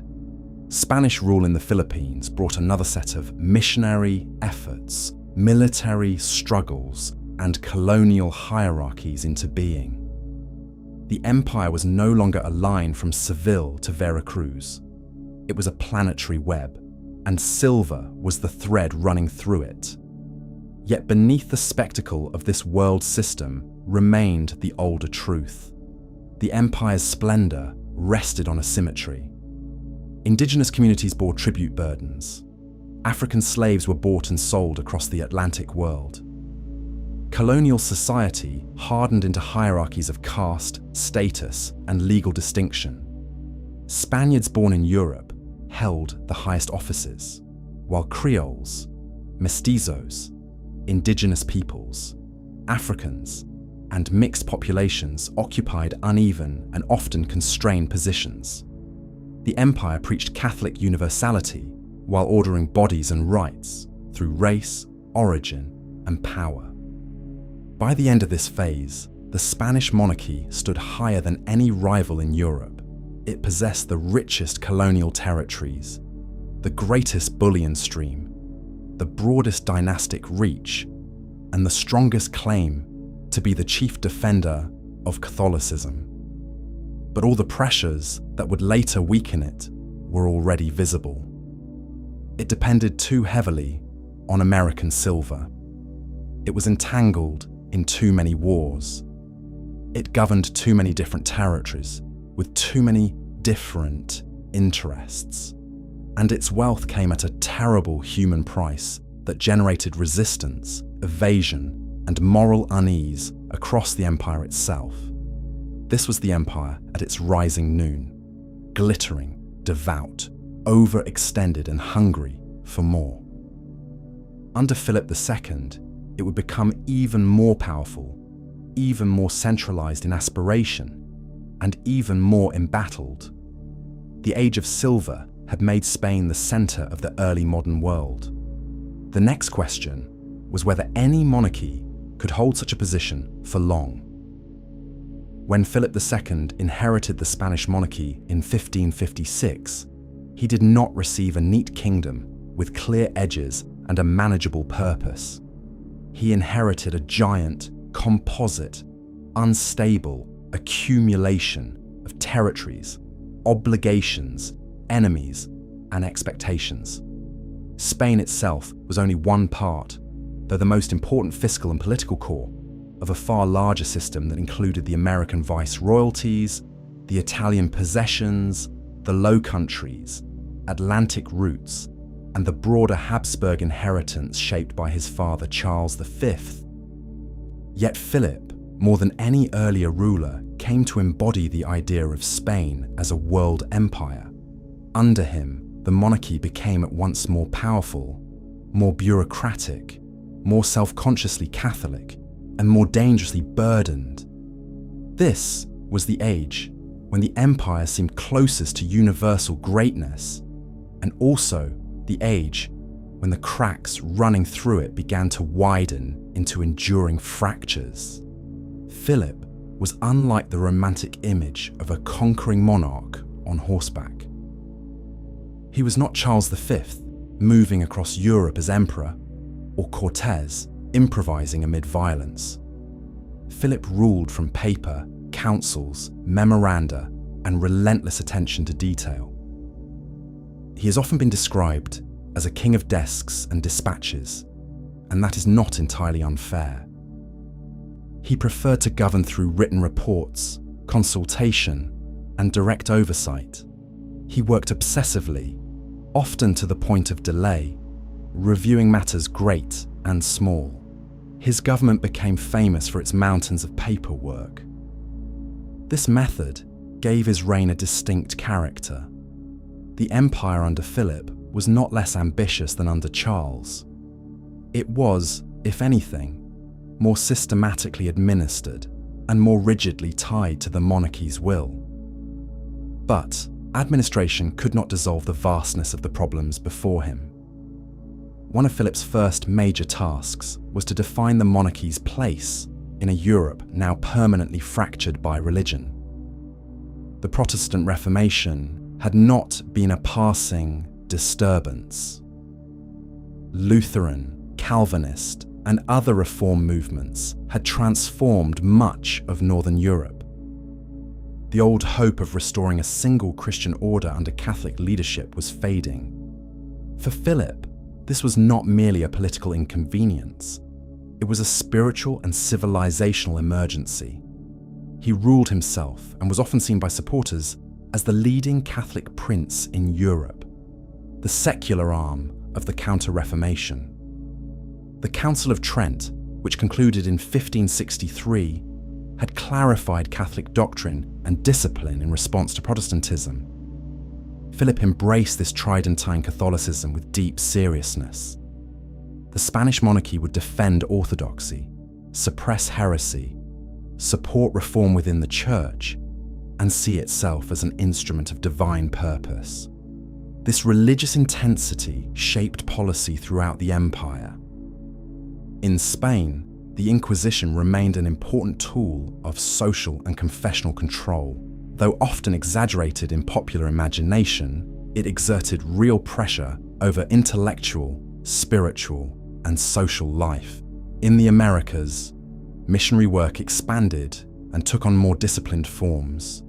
Bishops and religious orders sought not just conversion, but regularization, parish structures, catechism, sacramental life, and closer oversight of clergy and laity.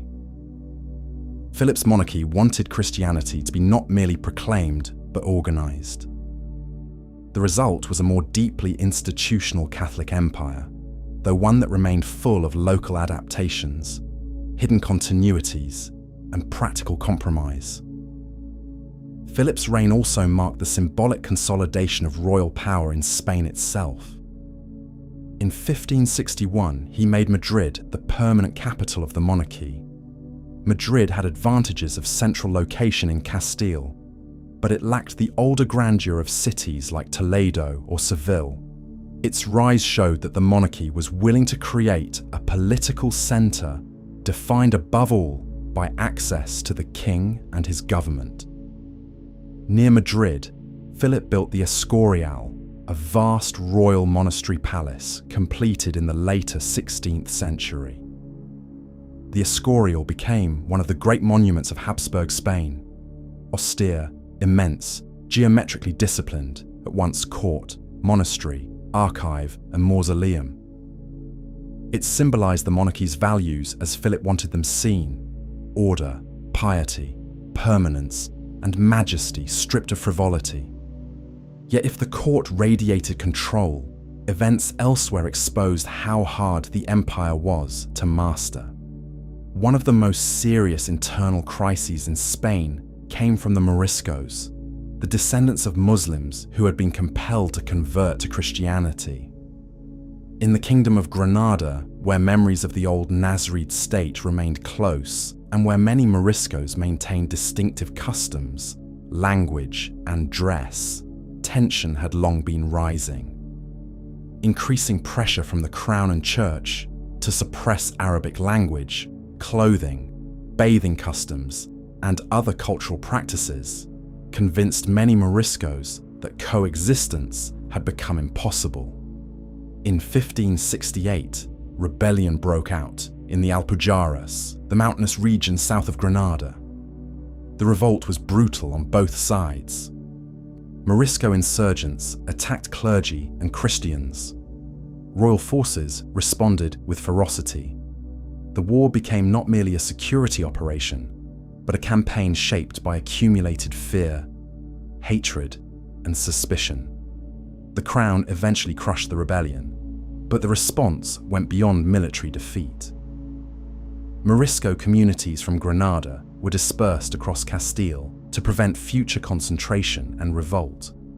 The rebellion confirmed for Philip and many of his advisors that religious and cultural difference within Spain remained a grave danger. The ideal of a unified Catholic kingdom had been violently challenged from within.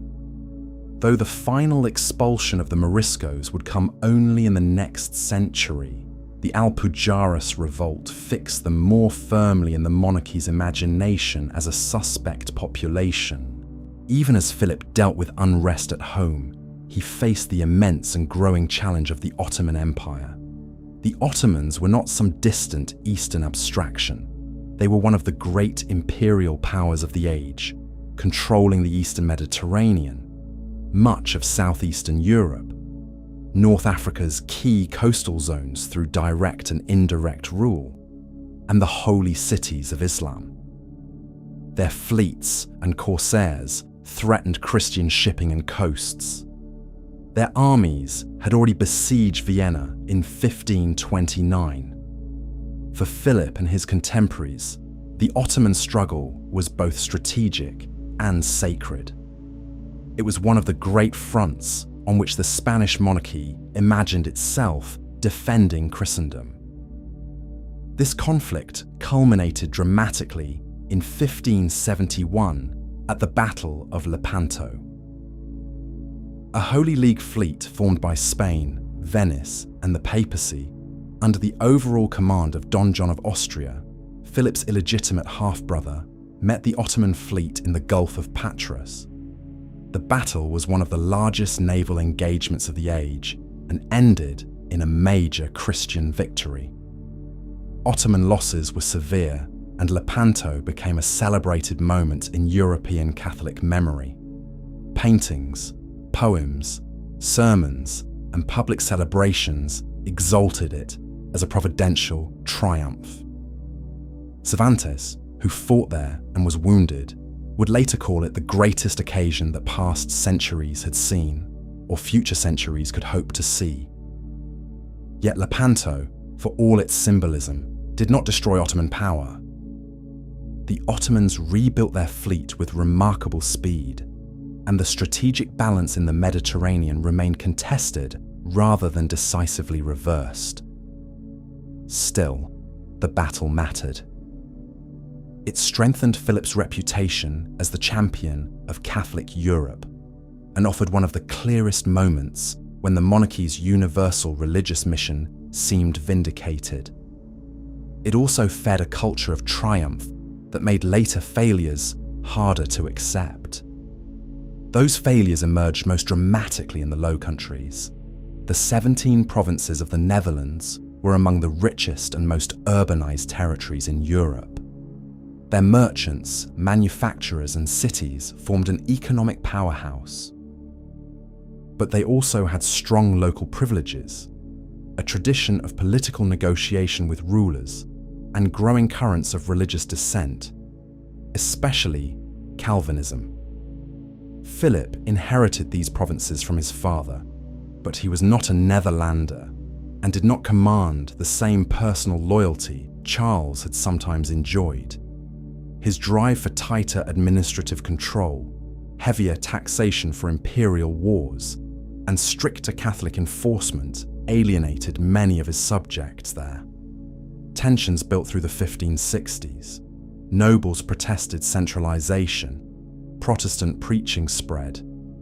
Iconoclastic outbreaks targeted Catholic images and churches in 1566. Philip responded by sending the Duke of Alba with troops to restore order. Alba established the Council of Troubles, soon nicknamed the Council of Blood by opponents, and launched a harsh campaign of repression. Executions, confiscations, and military occupation followed. Instead of crushing resistance, repression deepened it. William of Orange emerged as the leading figure of revolt. The Dutch struggle became both a war against Spanish power and a broader fight over religion, local liberties, and political identity. The revolt in the Netherlands turned into one of the longest and most draining wars in European history. It also transformed the international image of Spain. Protestant propagandists portrayed Spanish rule as cruel, fanatical, and tyrannical, drawing not only on events in the Netherlands, but also on Las Casas's denunciations of Spanish violence in the Americas. This was the Black Legend in full force, a sustained portrayal of Spain as uniquely barbaric and oppressive. That legend was politically useful to Spain's enemies and often distorted by rivalry, but it was effective because it drew on real episodes of brutality. In the Netherlands, as in the Indies, Spanish power could indeed be merciless. The financial strain of the Dutch war was enormous. Spanish troops had to be paid, supplied, and moved across Europe, often via the so-called Spanish Road connecting Italy to the Low Countries. Delays in pay led to mutinies. In 1576, one of the most notorious episodes occurred with the Spanish Fury at Antwerp, when mutinous troops sacked the city in a frenzy of violence and looting. The event horrified Europe and drove more of the provinces into anti-Spanish unity. Philip's monarchy, which sought to uphold order and Catholic truth, increasingly appeared as a force of military devastation. Despite all this, Philip's power continued to expand in formal terms. In 1580, after the Portuguese succession crisis, he successfully claimed the Portuguese crown, becoming Philip I of Portugal, as well as Philip II of Spain. This was an extraordinary dynastic achievement. For 60 years, the Iberian crowns would be united under Habsburg rule. The implications were immense. Portugal brought not only its own kingdom, but its global empire in Brazil, Africa, the Indian Ocean, and parts of Asia. For a time, Philip presided over the most geographically extensive monarchy the world had yet seen. Iberia was united at the level of dynasty, and the global roots of both Spain and Portugal now converged under one sovereign. But this triumph carried risks. Portuguese elites accepted Philip partly because he promised to preserve Portugal's separate laws, institutions, and imperial identity. The union was dynastic, not a merger. Moreover, Portugal's empire now became entangled in Spain's wider conflicts. Enemies of Spain, especially the Dutch and the English, increasingly targeted Portuguese overseas possessions as legitimate prizes in a global war. The very success of the Iberian Union enlarged the strategic map beyond what the monarchy could easily defend. Relations with England deteriorated steadily as well. Under Elizabeth I, Protestant England had become a growing challenge to Catholic and Spanish ambitions. English privateers attacked Spanish shipping and American possessions. Elizabeth gave support, sometimes covert and sometimes more openly, to the Dutch rebels. Philip, already at odds with Protestant Europe more generally, also faced the personal and symbolic outrage of Mary Stuart's execution in 1587. Plans for intervention in England gathered force. The result was the Armada campaign of 1588, perhaps the single most famous failure in Spanish imperial history. Philip's goal was not a theatrical naval duel for its own sake, but a coordinated operation. A fleet would secure control of the Channel long enough to escort an invasion force from the Low Countries into England. The plan depended on timing, weather, communication, logistics, and competent execution under difficult circumstances. It was ambitious, but not irrational. Yet nearly everything that could go wrong did. English resistance, tactical problems, poor coordination with the Duke of Parma's army, storms, supply issues, and the long retreat around Scotland and Ireland turned the expedition into disaster. The defeat of the Armada has often been simplified into a moment when England shattered Spanish world supremacy in a single stroke. That is too neat. Spain remained immensely powerful after 1588 and built further armadas. English losses and Spanish resilience were both significant, but the symbolic damage was severe.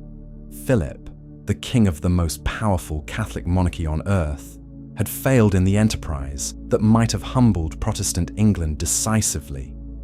The defeat reinforced the sense that divine favour was not as easily read as triumphalists had once assumed. Meanwhile, in the Americas and across the oceans, the imperial machine kept running. Silver fleets continued to sail. Bureaucracies continued to expand. Local societies matured. Creole elites developed stronger identities of their own, rooted in American cities and interests even while remaining loyal to the crown. Universities, cathedrals, convents, and municipal institutions flourished in Mexico City, Lima, Puebla, Quito, and elsewhere. Art, architecture, and scholarship took on more distinctly colonial forms. Spanish America was not simply a camp of conquerors any longer. It was becoming a deeply rooted imperial civilization, though one founded on inequality and coercion. The Philippines also became more firmly integrated into the system during Philip's reign. Manila, founded in 1571, emerged as the linchpin of the trans-Pacific trade. Chinese merchants brought silks and goods to Manila. Spanish America provided silver. The Manila galleons connected Asia directly to New Spain, making Acapulco one of the empire's crucial ports. This trade enriched merchants and expanded the empire's global significance, but it also made the monarchy even more dependent on long and vulnerable networks that enemies, storms, and logistical breakdowns could threaten. Philip's own style of rule contributed to both the strength and weakness of the empire. His diligence was real, but his insistence on control could slow decisions and overburden the center. Matters from Italy, Flanders, Peru, Mexico, Portugal, and the Mediterranean all competed for royal attention. The monarchy's councils produced mountains of advice, and Philip often hesitated, revised, or demanded more information. In some cases, this caution avoided disaster. In others, it produced paralysis. An empire spanning the globe was no longer governable in the same way a peninsular monarchy had been. The center wanted omniscience, but distance, delay, and contradiction made that impossible. Financially, the strains grew worse. Despite silver from the Americas, the crown declared bankruptcy again during Philip's reign. The flow of bullion could not keep pace with warfare in the Netherlands, defense in the Mediterranean, intervention in France, the costs of court and administration, and debt obligations to creditors. Castile in particular bore crushing fiscal pressure. Taxes rose, economic weaknesses deepened. Spain imported much of what it consumed and often failed to develop domestic productive sectors in proportion to the wealth entering through empire. Silver arrived, but much of it passed quickly into foreign hands through payment for goods and credit. Imperial magnificence concealed structural fragility. By the time Philip died in 1598, the Spanish monarchy remained the greatest imperial power on earth. It ruled a staggering range of territories. It had defended Catholicism with unmatched determination. It had achieved the Iberian Union, expanded Pacific connections, and maintained the American silver system that underwrote the global economy. Yet the reign also left a difficult inheritance. The Dutch revolt remained unresolved. England had not been subdued. France, after its own civil wars, was recovering under Henry IV. Ottoman power endured. Castile was strained, and the monarchy was locked into a habit of near-constant conflict. This was the paradox of Philip's empire. It had reached extraordinary scale without achieving final security. It had won great victories without quieting its enemies. It had centralized administration without eliminating disorder. It had proclaimed Catholic unity while ruling over populations increasingly shaped by difference, resentment, and local interest. Under Philip, Spain appeared at its most majestic, but majesty is not the same as stability. The empire was now so vast, so committed, and so expensive that its future would depend not merely on faith or silver or reputation, but on whether it could survive the burdens of its own greatness. When Philip II died in 1598, the Spanish Empire still looked, from a distance, like the commanding power of the world. Its fleets crossed the Atlantic and Pacific. Its silver sustained courts and armies. Its king had ruled over Spain, Portugal, the Americas, much of Italy, the Philippines, and the still contested but vast inheritance in the Low Countries. Yet the next century would reveal a difficult truth. An empire can remain enormous and still begin to weaken at its center. Decline, especially in a monarchy as large as Spain's, did not come as a sudden collapse.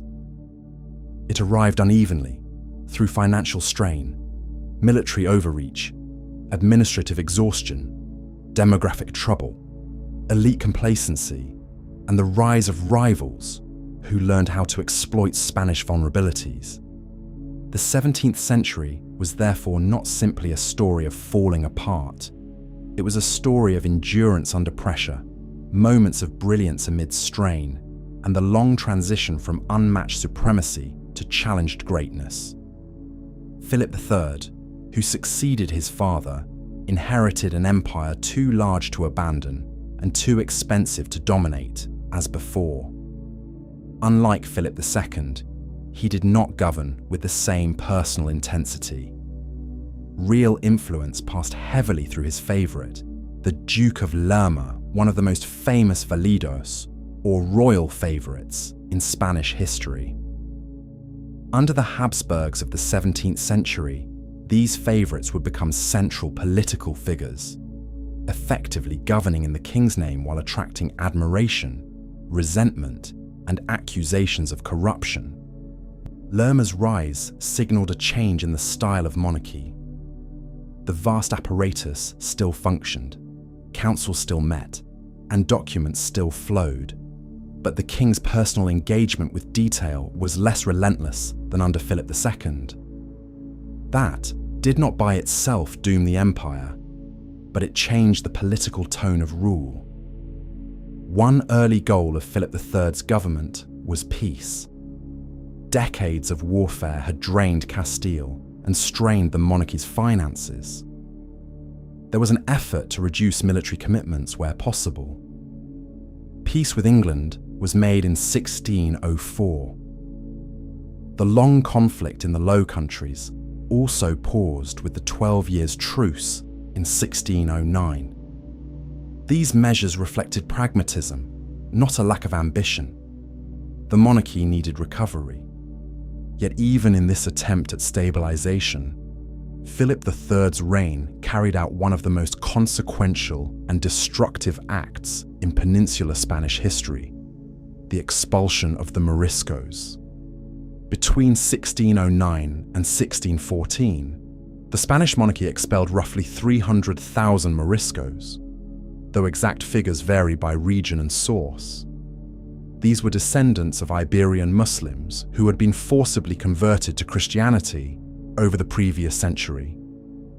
Officially, they were Christians, but many authorities continued to suspect them of insincerity, secret Islamic practice, disloyalty, and potential collaboration with Ottoman or North African enemies. These suspicions were especially intense in Valencia, Aragon, and former Granadan zones. The expulsion was presented as a necessary purification of the kingdom, a final act of confessional unity and security. It was also applauded by many who saw Spain as the chosen defender of Catholic orthodoxy. But the expulsion came at a significant cost. In some regions, especially Valencia, Moriscos formed a major part of the agricultural labor force. Their removal damaged local economies, depopulated villages, reduced production, and disrupted landholding patterns. Lords who had profited from Morisco tenants and workers suffered losses, even if many publicly supported the policy. Humanly, the expulsion was traumatic and often brutal. Families were uprooted, property lost, journeys turned deadly, and people driven into exile in North Africa and beyond, where many were received not as returning brothers, but as outsiders. The act revealed one of the deepest limitations of Habsburg Spain. Again and again, it preferred the vision of religious purity to the practical advantages of social plurality. The monarchy chose ideological unity over demographic and economic strength. Still, the empire remained formidable. Spanish America in the early 17th century was not collapsing. On the contrary, many colonial cities grew wealthier and more established. Mexico City and Lima were major centers of administration, church power, education, and commerce. Potosí continued to pour out silver, though signs of fluctuation and later decline were emerging. Local elites in the colonies deepened their roots. Creole identity became more self-aware, even if full political separatism was still far away. The church expanded its wealth and influence. Baroque culture flourished in both Spain and the Indies, producing a world of intense religiosity, elaborate ceremony, and striking artistic expression. The empire at this stage was not dying. It was maturing, even as its underlying structures became harder to sustain. Philip III was followed in 1621 by Philip IV, whose reign would become the central drama of Spain's 17th century crisis. Philip IV himself was more energetic and more personally engaged than his father, but the dominant political figure in the early and middle years of his reign was his favourite, the Count Duke of Olivares. Olivares was one of the great imperial reformers and one of the great imperial failures. He understood more clearly than many of his contemporaries that Spain's problems were structural, not merely accidental. Castile was overburdened. The empire's military and fiscal systems were unbalanced. Too much responsibility fell on one kingdom, while other territories of the composite monarchy retained privileges and exemptions. If the Spanish monarchy was to survive as a great power, Olivares believed, it needed reform, greater central coordination, and a fairer distribution of imperial burdens. These ideas were rational from the perspective of the centre. They were also politically explosive. The Spanish monarchy was still not a unitary state. Aragon, Catalonia, Valencia, Portugal, Naples, Sicily, and other territories preserved their own laws, assemblies, and traditions. They had accepted Habsburg rule, partly because it respected these differences. Olivares' attempts to strengthen the monarchy, especially through proposals such as the Union of Arms, threatened that delicate equilibrium. He wanted all the king's territories to contribute more proportionally to military defense. In principle, this was logical. In practice, it looked like Castilian-style centralization imposed on unwilling partners. The timing was disastrous because Europe was entering one of its most destructive conflicts, the 30 Years' War. Beginning in 1618 within the Holy Roman Empire, the war rapidly widened into a continental struggle involving religion, dynasty, territorial ambition, and balance of power politics. Spain became deeply involved because of its Habsburg commitments, its strategic interests in the Low Countries, and its broader rivalry with Protestant and French power. In the early phase, Spanish arms enjoyed important successes. In 1625, the surrender of Breda was a celebrated victory in the Dutch War, immortalized later by Velázquez. For a moment, it seemed possible that Spanish discipline and prestige might recover something of the aura lost after the Armada. But war on this scale consumed treasure and men relentlessly. The Dutch conflict resumed after the truce ended. France, under Cardinal Richelieu, though Catholic, increasingly opposed Habsburg dominance and entered the wider struggle against Spain. What had once been framed as a defense of Catholic Christendom was now inseparable from a dynastic geopolitical contest in which Catholic France could support Protestant powers in order to weaken the Habsburgs. This was a crucial shift. It meant Spain could no longer rely on confessional identity to define friend and enemy neatly.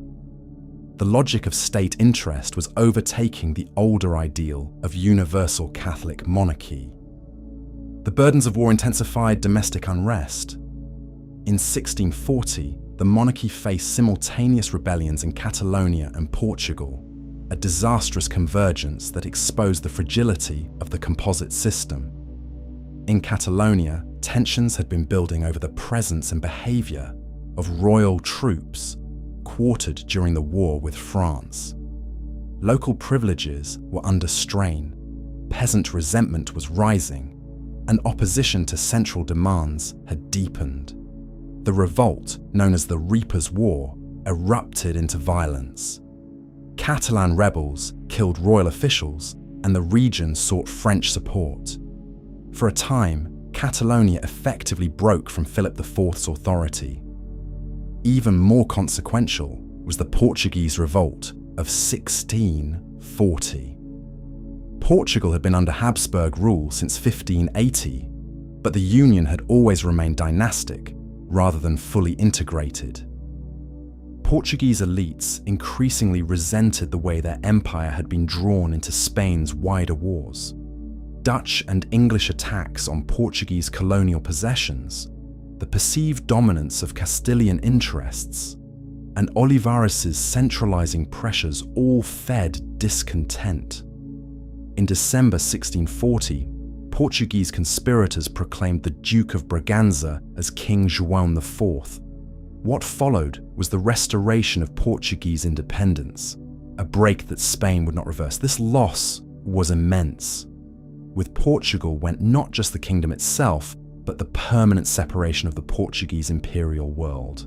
Brazil, African possessions, and Asian roots no longer belonged under the Spanish crown. The Iberian Union was over. For 60 years it had seemed that one monarch might dominate the global empires of both Iberian powers. Now that vision collapsed.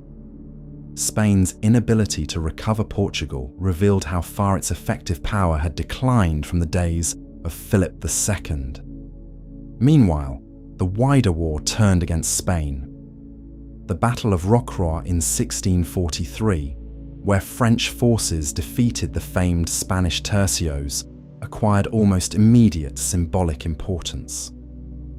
Military historians debate how absolute the shift was, and Spain remained capable of formidable warfare long after Rocroi. But contemporaries and later generations treated it as the end of an era. The disciplined infantry that had long seemed nearly unbeatable was no longer invincible. French power was rising, and the European balance was changing. The Peace of Westphalia in 1648, which ended the 30 Years' War in the Empire, also formally recognized the independence of the Dutch Republic. Spain continued to fight France, but the dream of bringing the Northern Netherlands back under obedient Catholic rule was effectively dead. The loss was not only territorial and symbolic. The Dutch Republic became one of Spain's greatest commercial and naval rivals, building a global trading empire of its own and attacking Iberian positions overseas. A rebellion that Philip II had once hoped to crush had instead produced a dynamic new power that would help reshape the world economy. Even outside Europe, Spanish weaknesses were becoming easier for rivals to exploit. The Dutch, English, and French increasingly challenged Iberian dominance in the Caribbean, the Atlantic, and parts of Asia. They used privateering, piracy, chartered companies, and colonial settlement to carve out spaces of their own. Spain's official system still tried to preserve monopolies over colonial trade, but smuggling flourished. Foreign goods entered Spanish America illegally but persistently, undermining the exclusivist commercial system. Ports, coastlines, and islands that had once seemed peripheral became battlegrounds of global competition. Within Spain itself, economic and demographic problems deepened. Castile had long borne the heaviest tax burden of empire. Population pressures, plague, harvest failures, and rural decline hurt many regions. American silver still arrived, but its purchasing power and political magic had diminished. Production at Potosi eventually declined from its earlier heights, and though mining remained vital, the age of seemingly endless expansion was passing. Inflation, debt, and dependence on foreign manufactures weakened Spain's internal economy. Noble status remained socially prized, but too many elites preferred rent, office, and privilege over productive investment. The monarchy still possessed grandeur, but grandeur often rested on brittle foundations. And yet the 17th century in Spain was not only a tale of decay. Culturally, it was an age of astonishing brilliance, the Siglo de Oro, the Golden Age. Velázquez painted at the court of Philip IV, producing works of extraordinary intelligence and psychological depth. Cervantes, though from an earlier generation, had already transformed European literature with Don Quixote, a book at once comic, tragic, and haunted by the fading ideals of chivalric Spain. Lope de Vega and Calderón de la Barca dominated the theatre. Zurbarán, Murillo, and others gave visual form to the deep Catholic and emotional life of the age. Baroque Spain was poor and magnificent, exhausted and creative. In some ways, cultural intensity seemed sharpened by political and spiritual strain. The empire overseas also adapted rather than simply declined. Local colonial economies diversified in some regions. Church institutions became even more entrenched. Urban life thickened. Creoles gained wealth and influence, even if top offices still went disproportionately to peninsular Spaniards. Indigenous communities survived, litigated, negotiated, rebelled, and reconstituted themselves under colonial rule. African and mixed populations grew in many zones, especially in ports, plantations, and cities.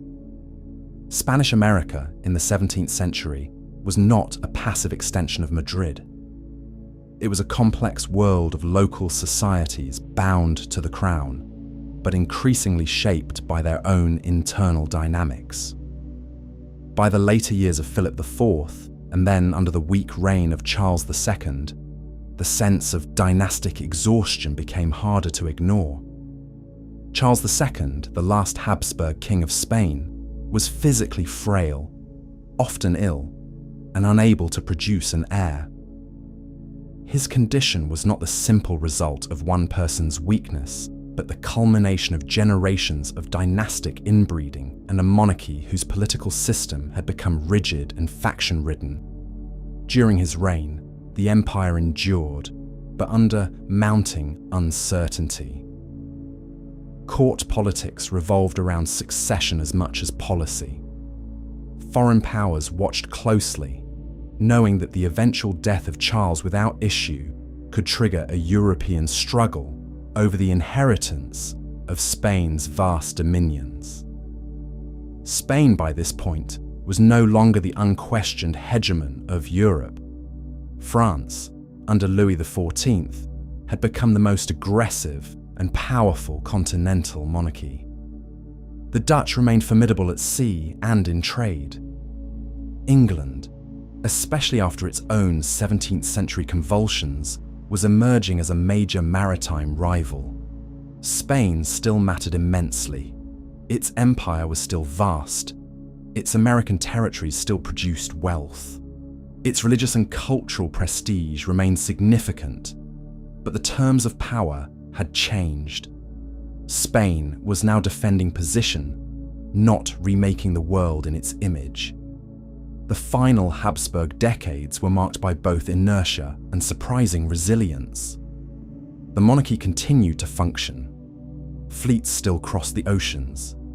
Colonial administration still operated. Laws were still issued.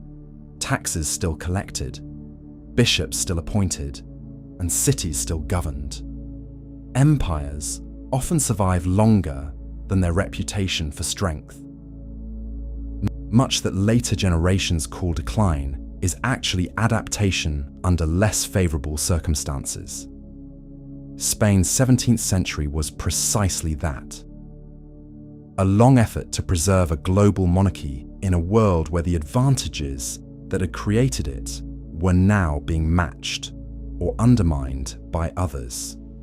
When Charles II finally died in 1700 without an heir, the problem everyone had long anticipated became unavoidable. Who would inherit the Spanish monarchy? The answer mattered not just for Madrid, but for Europe, the Americas, Italy, and the seas. If one great power absorbed Spain's empire, the continental balance might collapse. If the inheritance were divided, the integrity of the monarchy itself might vanish. The death of the last Spanish Habsburg, therefore, did not merely end a dynasty. It opened one of the most consequential succession crises in European history and forced the empire to reinvent itself or risk dismemberment. When Charles II died on November 1st, 1700, the Spanish Empire didn't die with him, but the world it had belonged to did. The last Habsburg king of Spain left no heir, and because the monarchy he ruled was still one of the largest political structures on earth, his death set off a crisis that reached from Madrid to Mexico City, from Milan to the Caribbean, from the courts of Versailles and Vienna to the battlefields of Flanders. The problem was not only dynastic, it was strategic, global, and constitutional. Who could inherit Spain without making Europe ungovernably unbalanced? Could the Spanish monarchy remain intact as one inheritance, or would it be carved apart like contested property? And if it survived, under what kind of ruler and what kind of system? Charles had named Philip, Duke of Anjou, the grandson of Louis XIV of France, as his heir. Philip was a Bourbon, a member of the French royal house. This immediately alarmed much of Europe. A Bourbon succession in Spain raised the terrifying possibility that France and Spain, the two greatest Bourbon monarchies, might align so closely as to overwhelm the balance of power. Though Louis XIV and Philip both denied that a formal union of crowns was intended, suspicion ran deep. England, the Dutch Republic, and the Austrian Habsburgs all feared that the immense Spanish inheritance might effectively become an extension of French power. The result was the War of the Spanish Succession, which began in 1701 and quickly became one of the first truly global wars of the 18th century. Philip V, as the new King of Spain became known, was still very young when he arrived in Madrid. He was French in upbringing, language, and court culture. To many Spaniards, that was both a risk and an opportunity. The Habsburg monarchy they had lived under was still vast, but its institutions had become slow, fragmented, and weakened by the inertia of the 17th century. Some hoped that a Bourbon king, supported by the formidable administrative traditions of Louis XIV's France, might revive Spanish power. Others feared foreign domination and resented the influence of French advisors. In the first years of the new reign, these tensions remained unresolved because the central question was survival. Philip had first to keep the monarchy itself from being dismembered. The Austrian candidate, Archduke Charles, backed by a coalition including England, the Dutch Republic, and the Holy Roman Empire, challenged Philip's claim. The war spread rapidly. Campaigns raged in the Low Countries, Italy, Germany, Spain, and the Atlantic world. Sea power became crucial, as did control of trade routes and colonial access. This was not a purely European succession dispute with colonial side effects. Spanish America, the Caribbean, and Mediterranean commerce all mattered to the outcome. Within Spain, the war also became a civil conflict of sorts. The Crown of Castile largely supported Philip V, while significant parts of the Crown of Aragon, especially Catalonia and Valencia at different moments, backed the Austrian claimant. These choices did not reflect simple nationalism in the modern sense. They were shaped by political calculations, regional privileges, dynastic loyalties, and fears about what Bourbon centralization might mean. To many in the Crown of Aragon, the Austrian option seemed more likely to preserve their traditional laws and institutions. To many in Castile, Philip represented dynastic legitimacy and continuity against foreign intervention. Thus, the old composite monarchy split internally along lines that had deep historical roots. The war produced major military turning points. The victories of the anti-Bourbon coalition at battles such as Blenheim in 1704 and Ramillies in 1706 badly damaged French power and threatened the Bourbon position. In the Mediterranean, British forces captured Gibraltar in 1704, an event whose consequences would outlast the war by centuries. Gibraltar's strategic importance at the entrance to the Mediterranean made it one of the most consequential losses in Spanish history. The British also took Minorca for a time, gaining another valuable Mediterranean position. In Spain itself, the war saw campaigns, occupations, and shifting fortunes, including moments when the Austrian claimant entered Madrid. Yet Philip endured, partly because his support in Castile remained strong, and partly because the coalition itself was never perfectly united. A decisive shift came not first from battle, but from dynastic accident. In 1711, the Austrian claimant Archduke Charles unexpectedly became Holy Roman Emperor as Charles VI after the death of his brother. This changed the strategic calculation of the maritime powers. England and the Dutch Republic had gone to war partly to prevent the Spanish monarchy from reinforcing French hegemony. But they were not eager to replace that danger with the restoration of a great Habsburg bloc linking Spain and the Empire. A united Austrian-Spanish inheritance now seemed almost as alarming as a Bourbon one. As a result, the coalition's will to continue the war diminished. The outcome came in the treaties of Utrecht in 1713 and related settlements afterward, including Rastatt and Baden. These agreements were a turning point in European and imperial history. Philip V was recognized as King of Spain, but only on the condition that the crowns of France and Spain would never be united. Spain thus remained an independent Bourbon monarchy, not a French appendage, but the price was high. Spain surrendered the Spanish Netherlands, Naples, Milan, and Sardinia to the Austrian Habsburgs, while Sicily initially went elsewhere before later adjustments. Gibraltar and Minorca went to Britain. The old European structure of the Habsburg Spanish monarchy was broken apart. Spain lost much of its Italian and Northern European inheritance, territories that had been central to its European power since the 16th century. And yet, though this was a major geopolitical contraction, the core of the Spanish Empire survived. Spain kept its American dominions, the Philippines, and its place as a great overseas monarchy. In some ways, the Treaty of Utrecht forced a painful but clarifying change. Spain would no longer be the sprawling Habsburg power entangled across so many European fronts. It would become more recognizably a maritime colonial empire centered on Iberia and the Americas, with a reduced but still significant European role. The age of Spain as the would-be universal Catholic arbiter of Europe was over. The age of Bourbon reform was beginning. Philip V's reign after Utrecht was therefore not merely a period of recovery from war. It was the beginning of a profound transformation in how the Spanish monarchy understood itself and governed.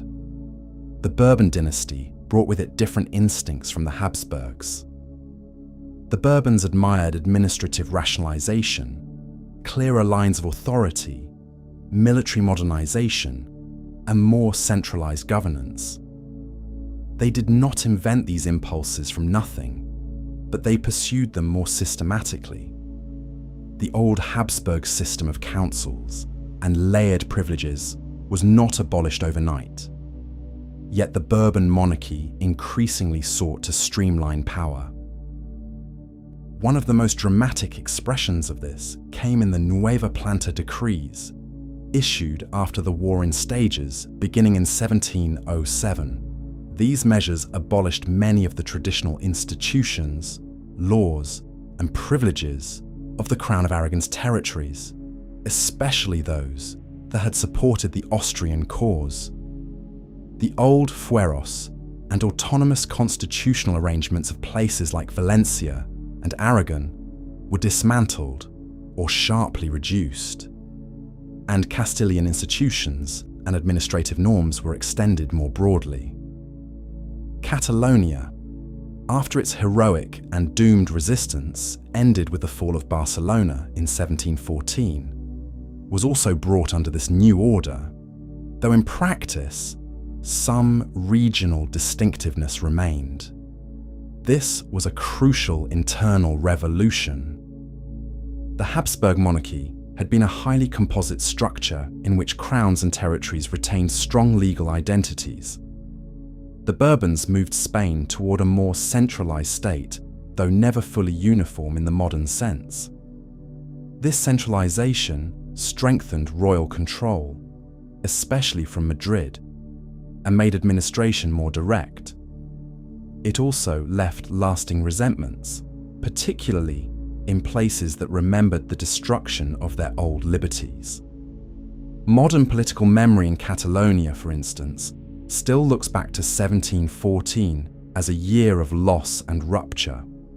For the empire, however, Bourbon centralization meant a monarchy better equipped, at least in theory, to coordinate taxation, defense, and policy across its domains. Philip V himself was not always a stable or commanding ruler in personal terms. He suffered from severe periods of depression and melancholy that could incapacitate him politically. Court life under him could be erratic, and influence often shifted among ministers, queens, and factions. His second wife, Elizabeth Farnese, became particularly influential and pushed dynastic ambitions in Italy on behalf of her sons. This led Spain into renewed European adventures aimed at recovering Italian positions lost at Utrecht. Some of these efforts failed, but over time, the Bourbons did regain certain Italian footholds for junior branches of the dynasty, especially in Naples and Parma. These were not restorations of the old Habsburg Empire, but they showed that Bourbon Spain had not renounced European ambition altogether. More important in the long run were the reforms taking shape within the imperial core. The Bourbons wanted more revenue, stronger defense, better administration, and tighter control over colonial trade. Spanish America was too important to leave in the relatively loose and often corrupt patterns that had developed under the later Habsburgs. Smuggling had become widespread. Local elites had considerable room to maneuver. Imperial monopoly was porous, and foreign rivals were increasingly active in Atlantic commerce. If Spain was to remain a major power, it had to get more out of its colonies and protect them more effectively. This did not happen all at once under Philip V, but the direction was clear. Administrative posts increasingly went to men valued for competence and loyalty, rather than just noble birth. Military and naval reforms began to strengthen the state. The navy, which had languished badly at moments in the 17th century, became a priority again. Spain understood that in an age of British and French maritime competition, colonial empire without naval power was a vulnerable illusion. Shipbuilding, arsenals, and coastal defense were therefore tied directly to imperial survival. Trade policy also came under scrutiny. The old system centered overwhelmingly on a monopoly of trade through Seville and later Cadiz, with fleets controlling transatlantic exchange in heavily regulated patterns. In practice, this system was cumbersome, prone to delay, and easy to evade through contraband. Foreign merchants, colonial consumers, and local officials all found ways around it. The Bourbons gradually moved toward more flexible and rationalized arrangements, though the major expansion of freer imperial trade would come later in the century. Even so, the early Bourbon period already shows the state trying to align its institutions with economic reality rather than simply defend inherited forms. In Spanish America, colonial society was by now deeply rooted. The empire there had weathered the dynastic transition without disintegration. Mexico, Peru, New Granada, the Rio de la Plata region, Central America, and the Caribbean all remained under Spanish sovereignty. Creole elites continued to dominate local society in many areas, though the crown increasingly worried about their autonomy and their control over offices and patronage. Indigenous communities remained burdened by tribute and labor obligations, but also persisted as corporate bodies with land, legal standing, and local leadership. African slavery remained central in parts of the Caribbean and mainland lowlands. Caste society, always somewhat fluid in practice, was still formally hierarchical and racially coded. The Bourbons inherited not a blank colonial field, but a mature imperial society that needed to be ruled more effectively if it was to yield greater benefit. The church remained essential. Bourbon rulers were Catholic monarchs to the core, but they also wanted stronger royal authority over ecclesiastical institutions. This tendency, sometimes called regalism, sought to increase the crown's influence in church appointments, revenues, and jurisdiction. In this sense, the Bourbons continued a long tradition of close alliance between throne and altar, but with a somewhat more statist tone. The church was a partner in empire, but it was also an institution the monarchy intended to discipline. If the War of the Spanish Succession had shown how weak Spain could be, the decades after Utrecht showed how adaptable it could still remain. The monarchy had lost much, but it had survived intact where it mattered most. The American empire had not slipped away. The dynasty was secure. A new governing style was emerging. Spain was no longer first among European powers, but neither was it a spent force. It was being remade from within. This remaking must not be romanticized. Bourbon reform was not a modern liberal transformation. It was an attempt to strengthen monarchy, increase extraction, improve discipline, and restore geopolitical standing. It meant more efficient empire, not gentler empire. For colonial subjects, especially in the Americas, tighter administration often meant higher taxes, more intrusive oversight, and renewed pressure on local autonomy. Yet reform also brought new institutions, new urban projects, scientific expeditions, and administrative clarity in some areas. The 18th century empire would be both more rational and more demanding. The deepest consequence of the war and settlement was perhaps psychological. Spain had been forced to accept that it could no longer dominate Europe in the old Habsburg manner, but that recognition created space for a different imperial project.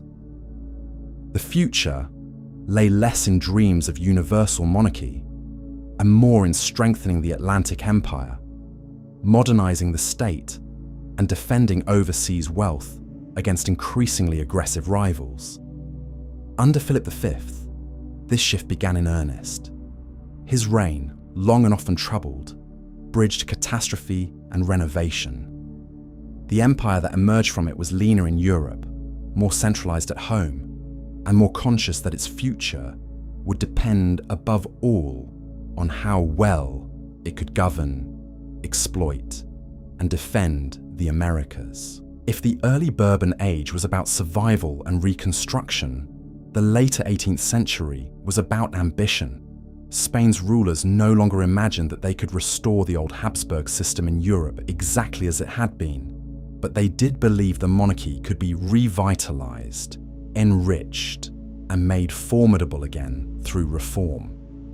The Spanish Empire in the 18th century became, in many ways, more modern in administration, more intellectually curious, more economically energetic, and more intrusive than it had been before.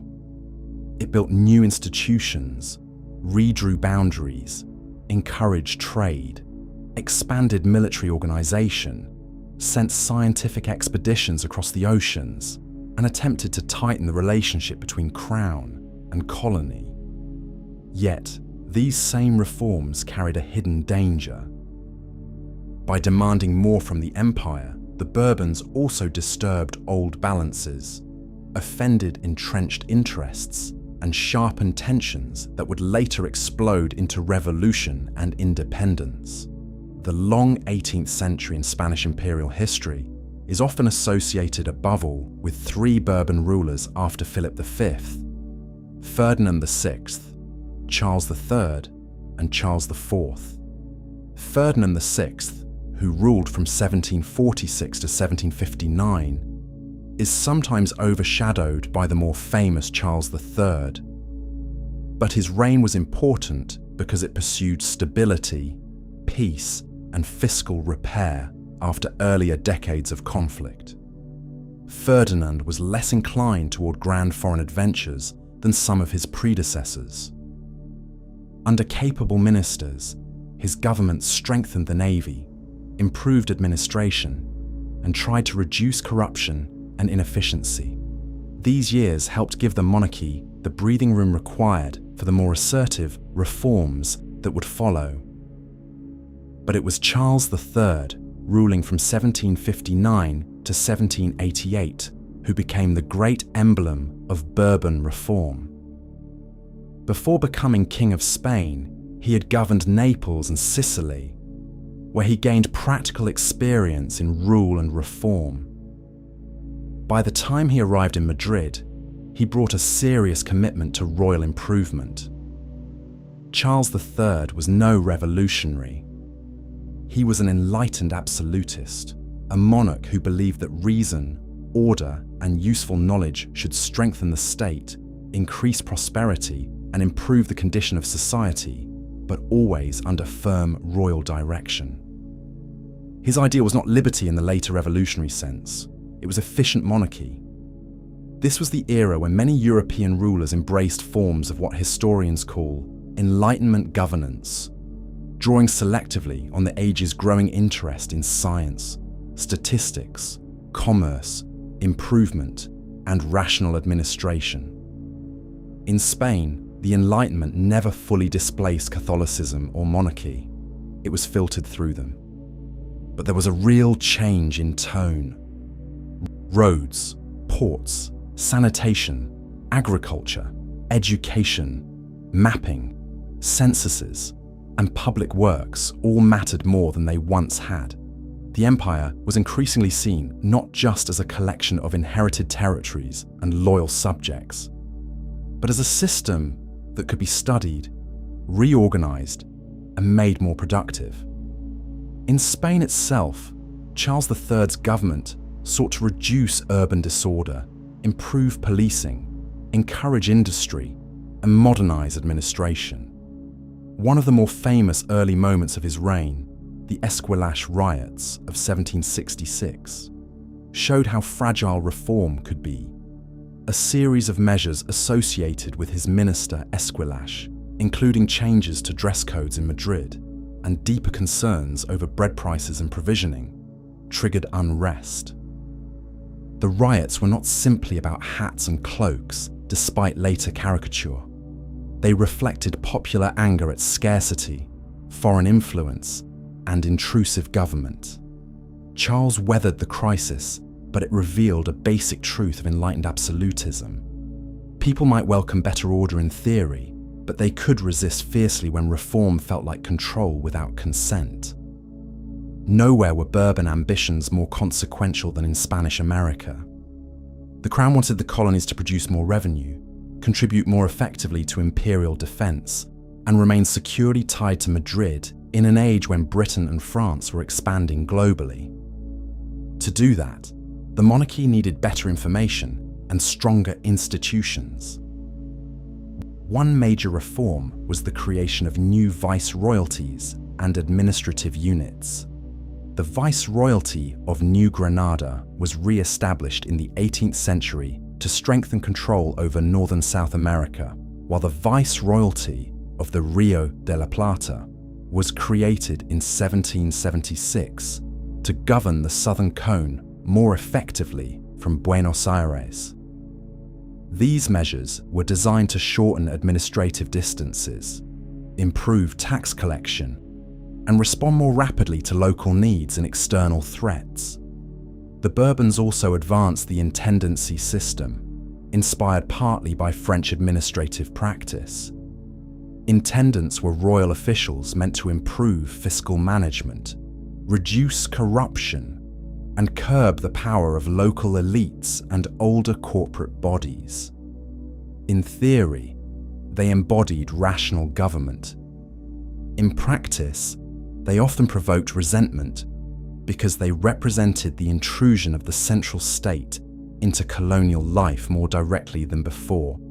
Creole elites, who had long enjoyed influence in local administration and patronage, increasingly saw the crown favour peninsula-born officials and treat the colonies less as negotiated societies than as governable machines. Trade reforms were equally significant.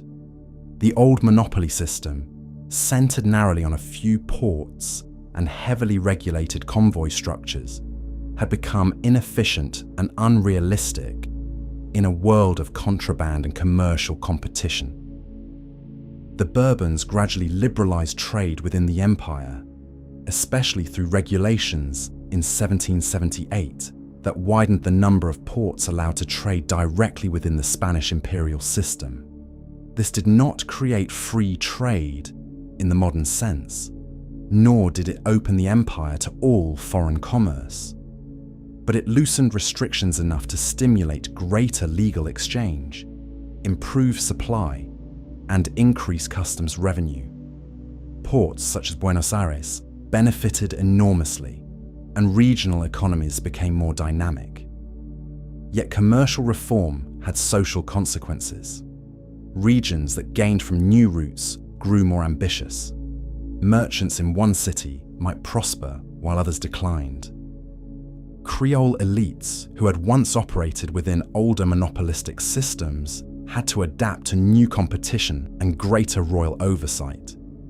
Colonial society became more economically vibrant, but also more politically sensitive. A richer colony is not always a more obedient colony, especially when its wealth grows faster than its share of power. Military reform was another pillar of Bourbon policy. Spain's defeats and vulnerabilities in earlier wars had made it painfully clear that overseas empire required stronger defense. Colonial militias were expanded and reorganized. Fortifications were improved from Havana to Cartagena to San Juan. Naval capacity was rebuilt with seriousness. The monarchy wanted local manpower and local wealth to support imperial defense more effectively, particularly after the trauma of British aggression in the Caribbean and Atlantic world. But the militarization of colonial society carried long-term implications.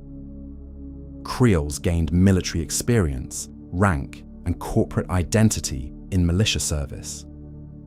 The empire was teaching colonial elites how to defend territories that they would later claim as their own. No event did more to reveal both the vulnerability and resilience of the Spanish Empire than the 7 Years' War. This global conflict, fought from 1756 to 1763, pitted Britain against France and their allies across Europe, North America, the Caribbean, India, and the seas. Spain entered late on the side of France through the Bourbon family compact, which linked the Bourbon monarchies of Europe in common interest. The result was disastrous in the short term. In 1762, the British captured Havana and Manila, two of the Spanish Empire's most important ports. Havana was the key to the Caribbean and the gateway to the treasure fleets. Manila was the hinge of the Pacific trade. Their fall was a shock. Though both cities were returned to Spain in the peace settlement of 1763, the episode was transformative. It demonstrated beyond doubt that the empire's great ports could be taken, that Britain possessed terrifying naval and military reach, and that Spanish defences required urgent improvement. The Bourbons responded decisively. Havana, in particular, was heavily refortified and developed into an even more crucial naval centre. The reforms of the later 18th century were shaped in part by the memory of this humiliation. Spain would not easily forget how close it had come to losing control of the arteries of empire.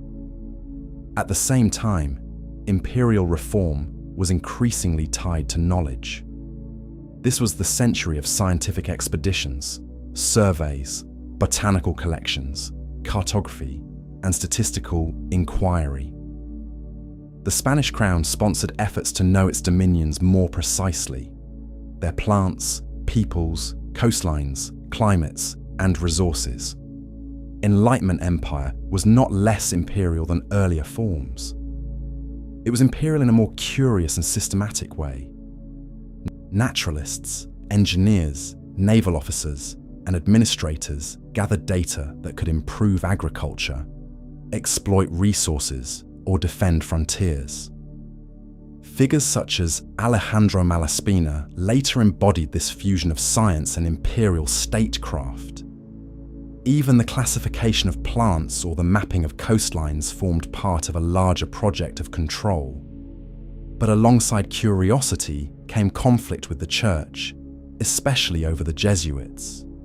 The Society of Jesus had become one of the most influential religious orders in the Spanish world, deeply involved in education, missionary work, and elite formation. Jesuits ran schools, advised powerful families, and operated famous mission systems, especially in frontier regions such as Paraguay.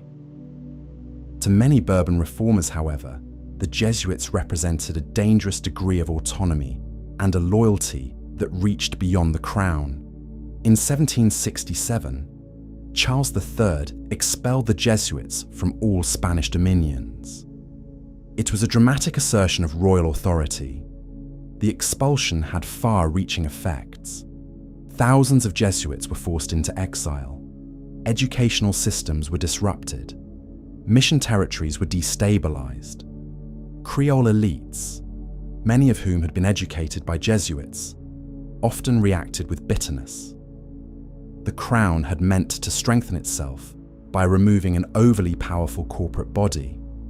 Instead, it alienated many educated colonial subjects and removed a network that had linked imperial Catholicism, local society, and intellectual life.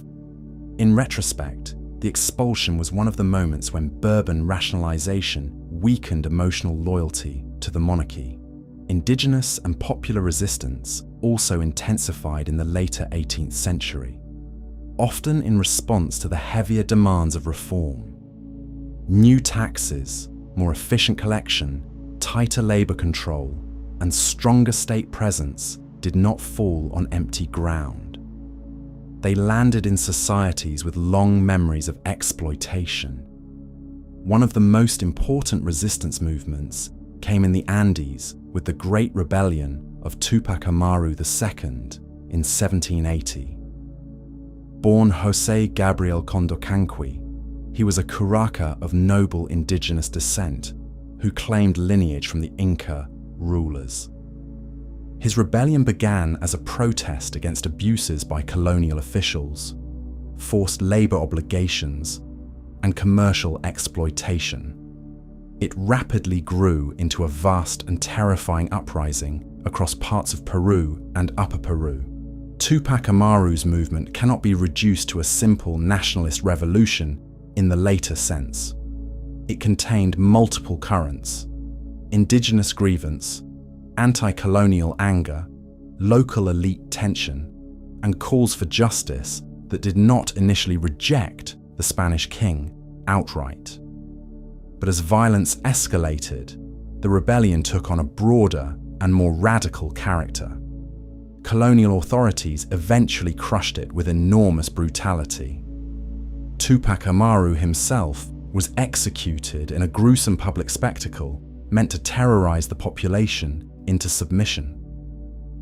Yet repression could not erase what the uprising revealed. Beneath the administrative surface of Bourbon order, the Andes remained a world of explosive tension. Imperial reform had not healed colonial wounds. It had often deepened them. A related uprising, led by Tupac Katari, shook Upper Peru around the same time, including sieges of La Paz. Across Spanish America, lesser revolts, tax protests, and local insurrections reminded the monarchy that its colonies were not passive possessions. Bourbon reform strengthened the state, but it also made the state more visible, more extractive, and therefore more vulnerable to anger. And yet the empire still experienced real success. The later 18th century was not just a prelude to collapse. Spain recovered Minorca for a time. It regained Florida from Britain after supporting the American Revolution against the British in the War of American Independence. This decision was strategically rational. Weakening Britain served Spanish interests, especially after the losses and humiliations of earlier decades. But it also carried dangerous implications. By aiding a colonial rebellion against a European monarchy, Spain participated in a conflict whose ideological aftermath would eventually trouble all empires. Spanish ministers hoped to wound Britain without importing revolution. History would not be so obliging. The American Revolution did not immediately produce pro-independence movements across Spanish America. In fact, many Spanish officials viewed the new United States with suspicion. They recognized that republicanism, federalism, and anti-monarchical ideology could become infectious. But the larger Atlantic world was changing. The language of rights, sovereignty, representation, and popular legitimacy was now circulating more widely. The French Revolution, beginning in 1789, would make these pressures even more explosive. By the end of Charles III's reign, the Spanish Empire appeared stronger in some ways than it had for generations. Revenue had risen. Trade was more active. Administration was more coherent. Defense had improved. Scientific and economic reform had made the monarchy look energetic and capable. But beneath the success lay a crucial transformation.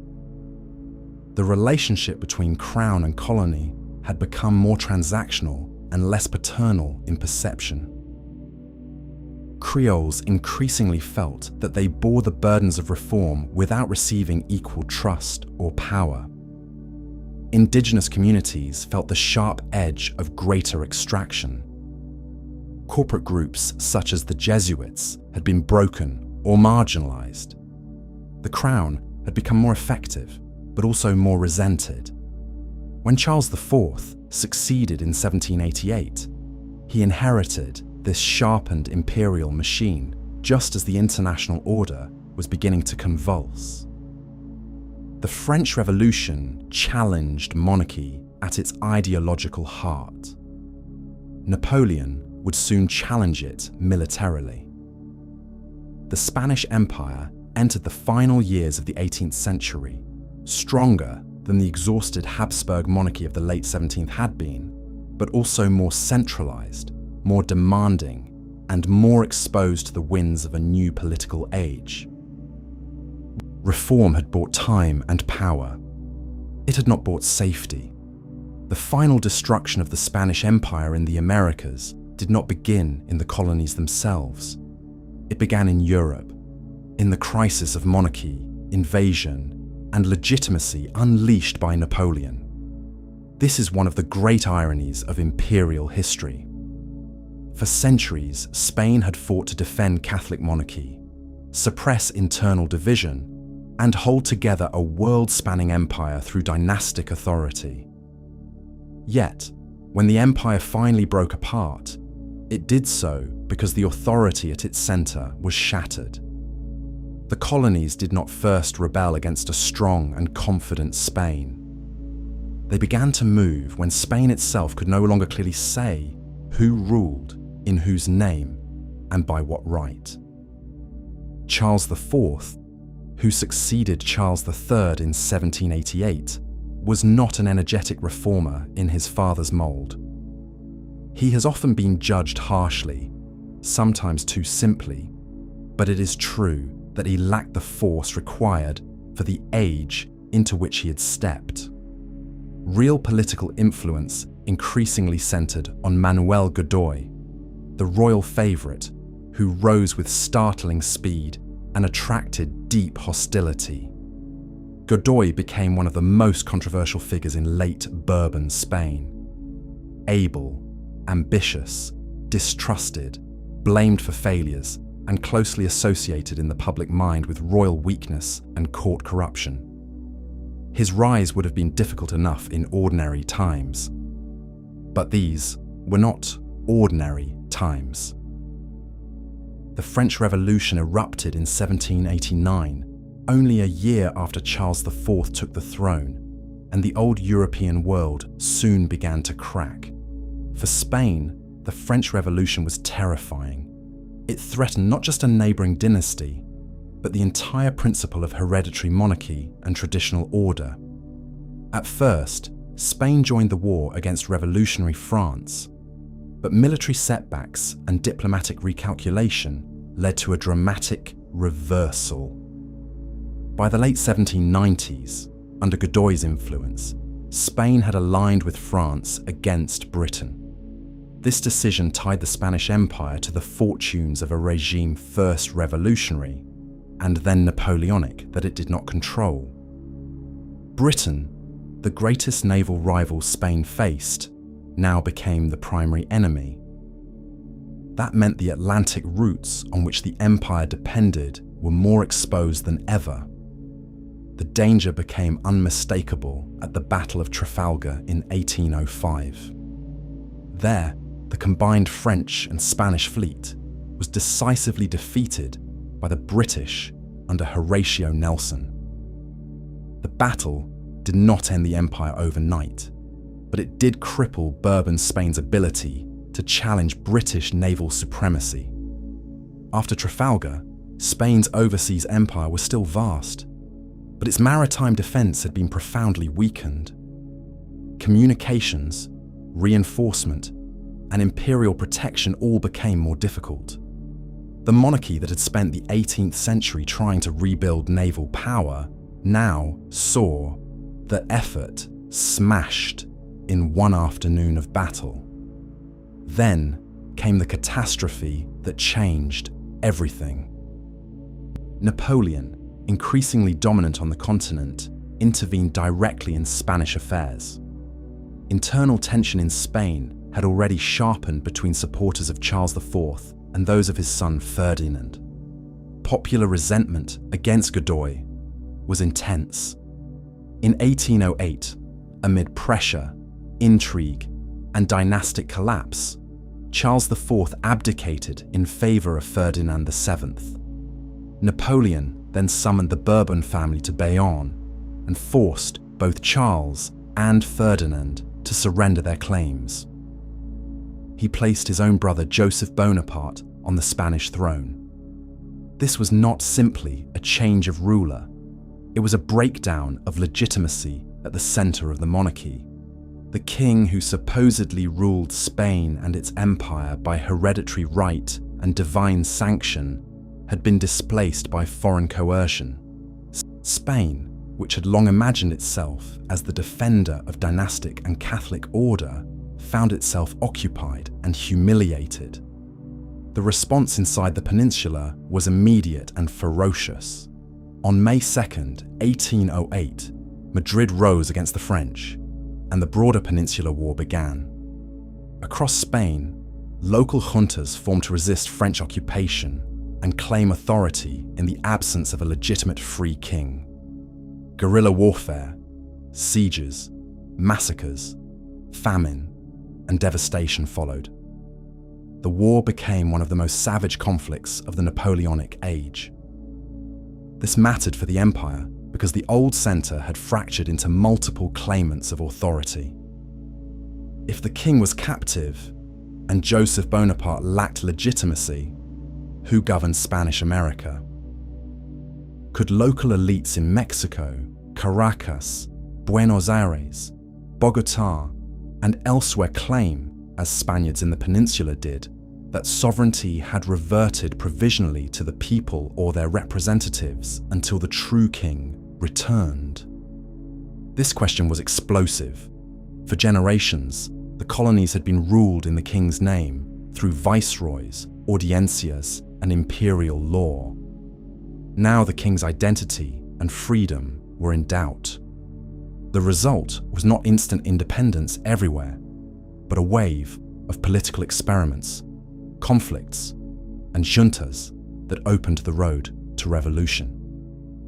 At first, many movements in Spanish America did not declare outright separation. They often claimed instead to govern in the name of Ferdinand VII against French usurpation. This is crucial. The initial crisis was one of legitimacy more than ideology. Local elites argued that if Spain could form juntas to defend the rights of the absent king, then America could do the same.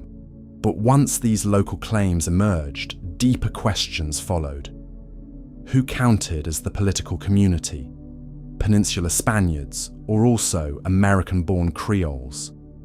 Could colonial territories govern themselves permanently?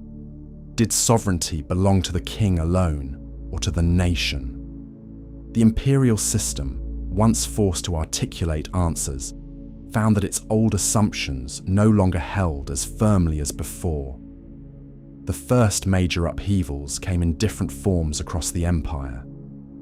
In the Rio de la Plata, the British invasions of Buenos Aires in 1806 and 1807 had already shown that local militias and urban elites could defend themselves when metropolitan power faltered. This strengthened Creole confidence.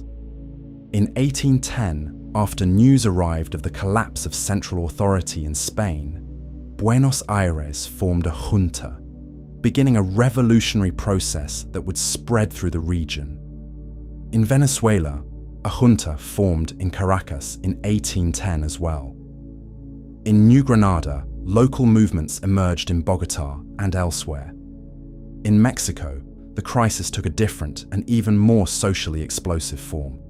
There, in 1810, the priest Miguel Hidalgo y Costilla launched what became the first great insurgent movement of Mexican independence with the famous Grito de Dolores.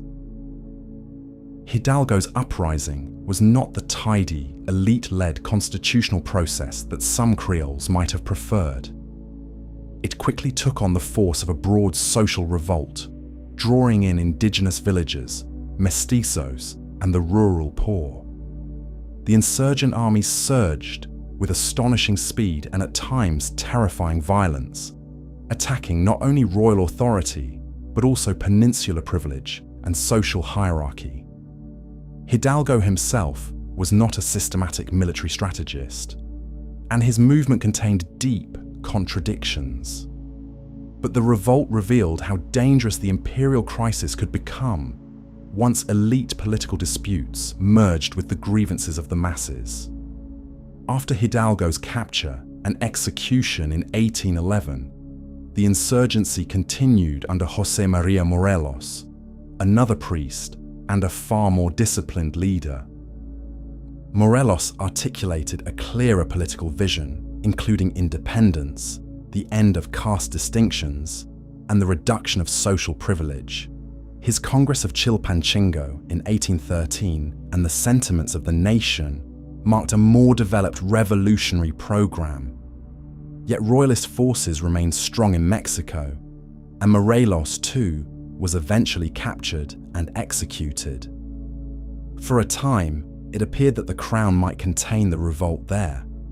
Elsewhere, the wars were equally complex. In Venezuela, the independence movement suffered repeated reversals. The First Republic collapsed. Earthquake, civil war, royalist resistance, and regional division made the struggle brutal and unstable. Simón Bolívar emerged from this violent landscape as the most famous leader of northern South American independence. A Creole aristocrat from Caracas, Bolívar was shaped by Enlightenment thought, Atlantic Revolution, military improvisation, and the experience of repeated failure. He was not inevitable. He became Bolívar through disaster, exile, reinvention, and relentless persistence. The wars in Venezuela and New Granada were not simple anti-colonial uprisings united by common purpose. They were savage civil wars involving patriots, royalists, shifting loyalties, free people of color, Llanero horsemen, local caudillos, and profound regional fragmentation. Royalist strength in Spanish America should not be underestimated. Large numbers of Americans fought for the crown. Many indigenous communities, local elites, clerics, and ordinary people feared the disorder or social radicalism associated with insurgency more than they resented Spanish rule. Others were tied materially or politically to the imperial system. The wars of independence were therefore not just colonies against Spain. They were internal wars over what political future should replace, preserve, or modify the old order. This is why they were so destructive. Neighbors fought neighbors. Towns changed sides. Regions split against each other. Ethnic, social, and racial tensions often ran through the heart of the struggle. In Spain itself, the anti-Napoleonic resistance had also produced constitutional change. The Cortes of Cádiz, meeting in the besieged southern city during the war, issued the Constitution of 1812, one of the great liberal charters of the age. It declared national sovereignty, constitutional monarchy, representation, and the legal inclusion of the overseas territories as parts of the Spanish nation. This was an extraordinary attempt to reinvent the monarchy as a constitutional empire, rather than a purely dynastic absolutist one. In theory, Spanish America was no longer just colonial dependency, but part of a wider nation represented in law. But the promise arrived too late, and under impossible conditions. Representation remained contested, implementation uneven, and trust badly damaged. Many American elites doubted that Peninsular liberals truly intended equality. Others feared that liberal reform still would not resolve local grievances or social instability. When Ferdinand VII was restored to the throne in 1814 after Napoleon's defeat, he made the crisis worse. Rather than uphold the Constitution of 1812, he abolished it and restored absolutism. This decision alienated liberals in both Spain and America, and destroyed one of the last plausible frameworks through which the monarchy might have preserved a reformed transatlantic union. Ferdinand wanted to recover obedience, not negotiate a new empire. But obedience was no longer simple. The old imperial machine had been broken by invasion, war, and political awakening. Restoration without reconciliation could only deepen the conflict. Meanwhile, events in South America moved toward a new phase. Bolívar, after setbacks, exile, and support from Haiti, rebuilt the struggle in the north. His crossing of the Andes and victory at Boyacá in 1819 helped secure New Granada. The creation of Gran Colombia offered at least a temporary political framework for union in the north. In the south, José de San Martín led the independence struggle from the Rio de la Plata through the Andes into Chile, where the victory at Chacabuco in 1817 and later Maipú in 1818 helped secure Chilean independence.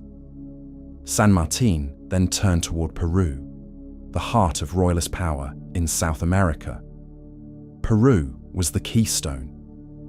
Along the center of Spanish authority in the Andes, strongly royalist, wealthy, and institutionally entrenched, it was not easily detached. Lima remained a bastion of the crown.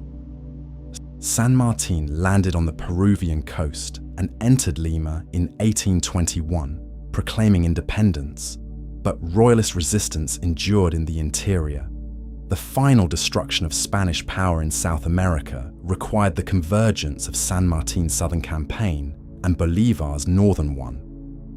Their meeting at Guayaquil in 1822 remains one of the most famous encounters in Latin American history, though its full private content remains unknown. San Martín withdrew from the central struggle thereafter, and Bolívar took up the final campaign. The decisive military blows came in the high Andes, the Battle of Junín in 1824, and, above all, the Battle of Ayacucho. In December 1824, broke the last major royalist army in South America. Ayacucho was the effective end of Spain's continental empire in the Americas. Though some resistance lingered and some territories took longer to settle, the great mainland viceroyalties were gone. Mexico, Central America, Gran Colombia, Peru, Chile, and the United Provinces of the Rio de la Plata had moved out of Spanish control.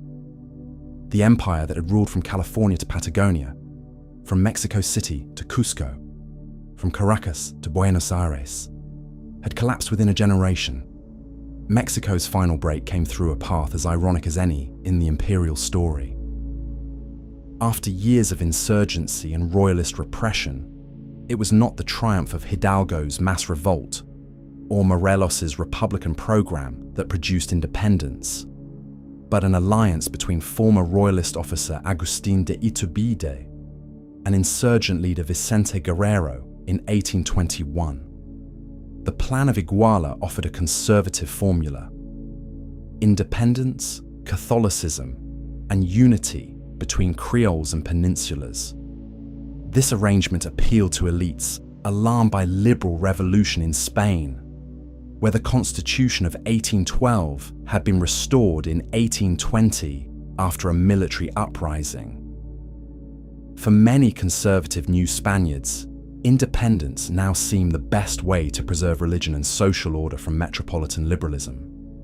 Thus, the empire lost Mexico, not only because it was hated, but because its own political instability made continued union seem dangerous to its former supporters. Spain did not lose everything at once. Cuba and Puerto Rico remained under Spanish rule in the Caribbean, and so did the Philippines across the Pacific. Indeed, as the continental empire vanished, Cuba became even more important economically, especially through sugar and slavery. This final phase of the Spanish Empire was built increasingly on plantation wealth, military control, and strategic islands rather than continental monarchy. But the old imperial age was over. The loss of mainland America was a civilizational rupture for Spain. For 3 centuries, the empire had been central to Spanish identity, state finance, aristocratic prestige, missionary endeavor, and global significance. Now most of it was gone. Why did it collapse? No single answer is enough. The Napoleonic invasion triggered the crisis, but it succeeded because the empire had already been changed by Bourbon reform, Creole resentment, social inequality, Atlantic revolutions, and the weakening of unquestioned dynastic legitimacy. The monarchy failed to offer a convincing and durable constitutional settlement that could include Spanish America as an equal partner. Its responses veered between repression and belated reform. Colonial societies had grown too large, too wealthy, too locally rooted, and too politically conscious to remain permanently subordinate once the center faltered. At the same time, independence movements were not pure expressions of national destiny. They were improvised in war, fractured by class and race, and shaped by contingency. The empires died messily. For Spain, the 19th century that followed would be one of repeated instability, civil conflict, and imperial afterlife. Cuba and the Philippines would remain until 1898, when the Spanish-American War ended what was left of the first great global Spanish Empire. But in truth, the decisive ending had come earlier, between 1808 and 1826, when the American mainland was lost. The empire that had begun in the Caribbean and risen through Mexico, Peru, Potosi, Seville, Manila, and Madrid had ceased to exist in its old form. Yet the story does not end only in loss. The Spanish Empire reshaped the world permanently. It carried Catholicism, the Spanish language, legal traditions, architecture, crops, animals, and institutions across continents. It fused Europe, the Americas, Africa, and Asia into enduring connections. It created societies of extraordinary cultural depth and painful inequality. It generated cathedrals, universities, archives, paintings, epics, silver fleets, and world trade. It also generated conquest, forced labor, racial hierarchy, dispossession, censorship, massacre, and trauma on a colossal scale. To tell its story accurately is to keep all of that together. It was one of the largest and most consequential empires in human history, and one of the most morally contradictory. In the end, the Spanish Empire was undone by the same forces that had once made it great. Dynastic monarchy had built it, and dynastic collapse shattered it. Catholic universalism had justified it, but could not hold together peoples increasingly shaped by local identity and modern politics. Administrative reform had strengthened it, but also made its demands more resented. Global war had enriched it through silver and trade, but global war also destroyed its center and exposed its weakness. It conquered worlds and then lost them when the idea that legitimized conquest ceased to command belief. The story that began with divided Iberian kingdoms, the fall of Granada, and a westward gamble across the Atlantic ended with revolutions, constitutions, and the collapse of imperial sovereignty across a hemisphere. Between those points lay the conquest of mighty states, the exploitation of mountains of silver, the defense of Catholic monarchy, the building of global trade routes, the rise of rival empires, and the slow unraveling of the old order. Few empires have ever risen so far or fallen so completely while leaving so much behind. And now, as the last echoes of that empire fade into silence, we come back to where we began. Not in a palace, not in a battlefield, not on a distant shore, but here, in this quiet moment. For centuries, the Spanish Empire stretched across oceans, reshaped continents, and connected worlds that had never known each other. It rose from ambition, faith, and chance, and it carried with it both brilliance and destruction, triumph and tragedy. Empires, no matter how vast, do not last forever, but their stories do. They linger in languages spoken across continents, in cities built on older foundations, in cultures, traditions, and histories that still shape the world around us today. And as you drift off to sleep, you can imagine those distant ships crossing dark oceans, the quiet streets of cities, long changed, the rise and fall of something once believed to be endless. Let your mind slow, let the story settle, and know that tonight you've traveled across centuries and safely made your way back. Sleep well.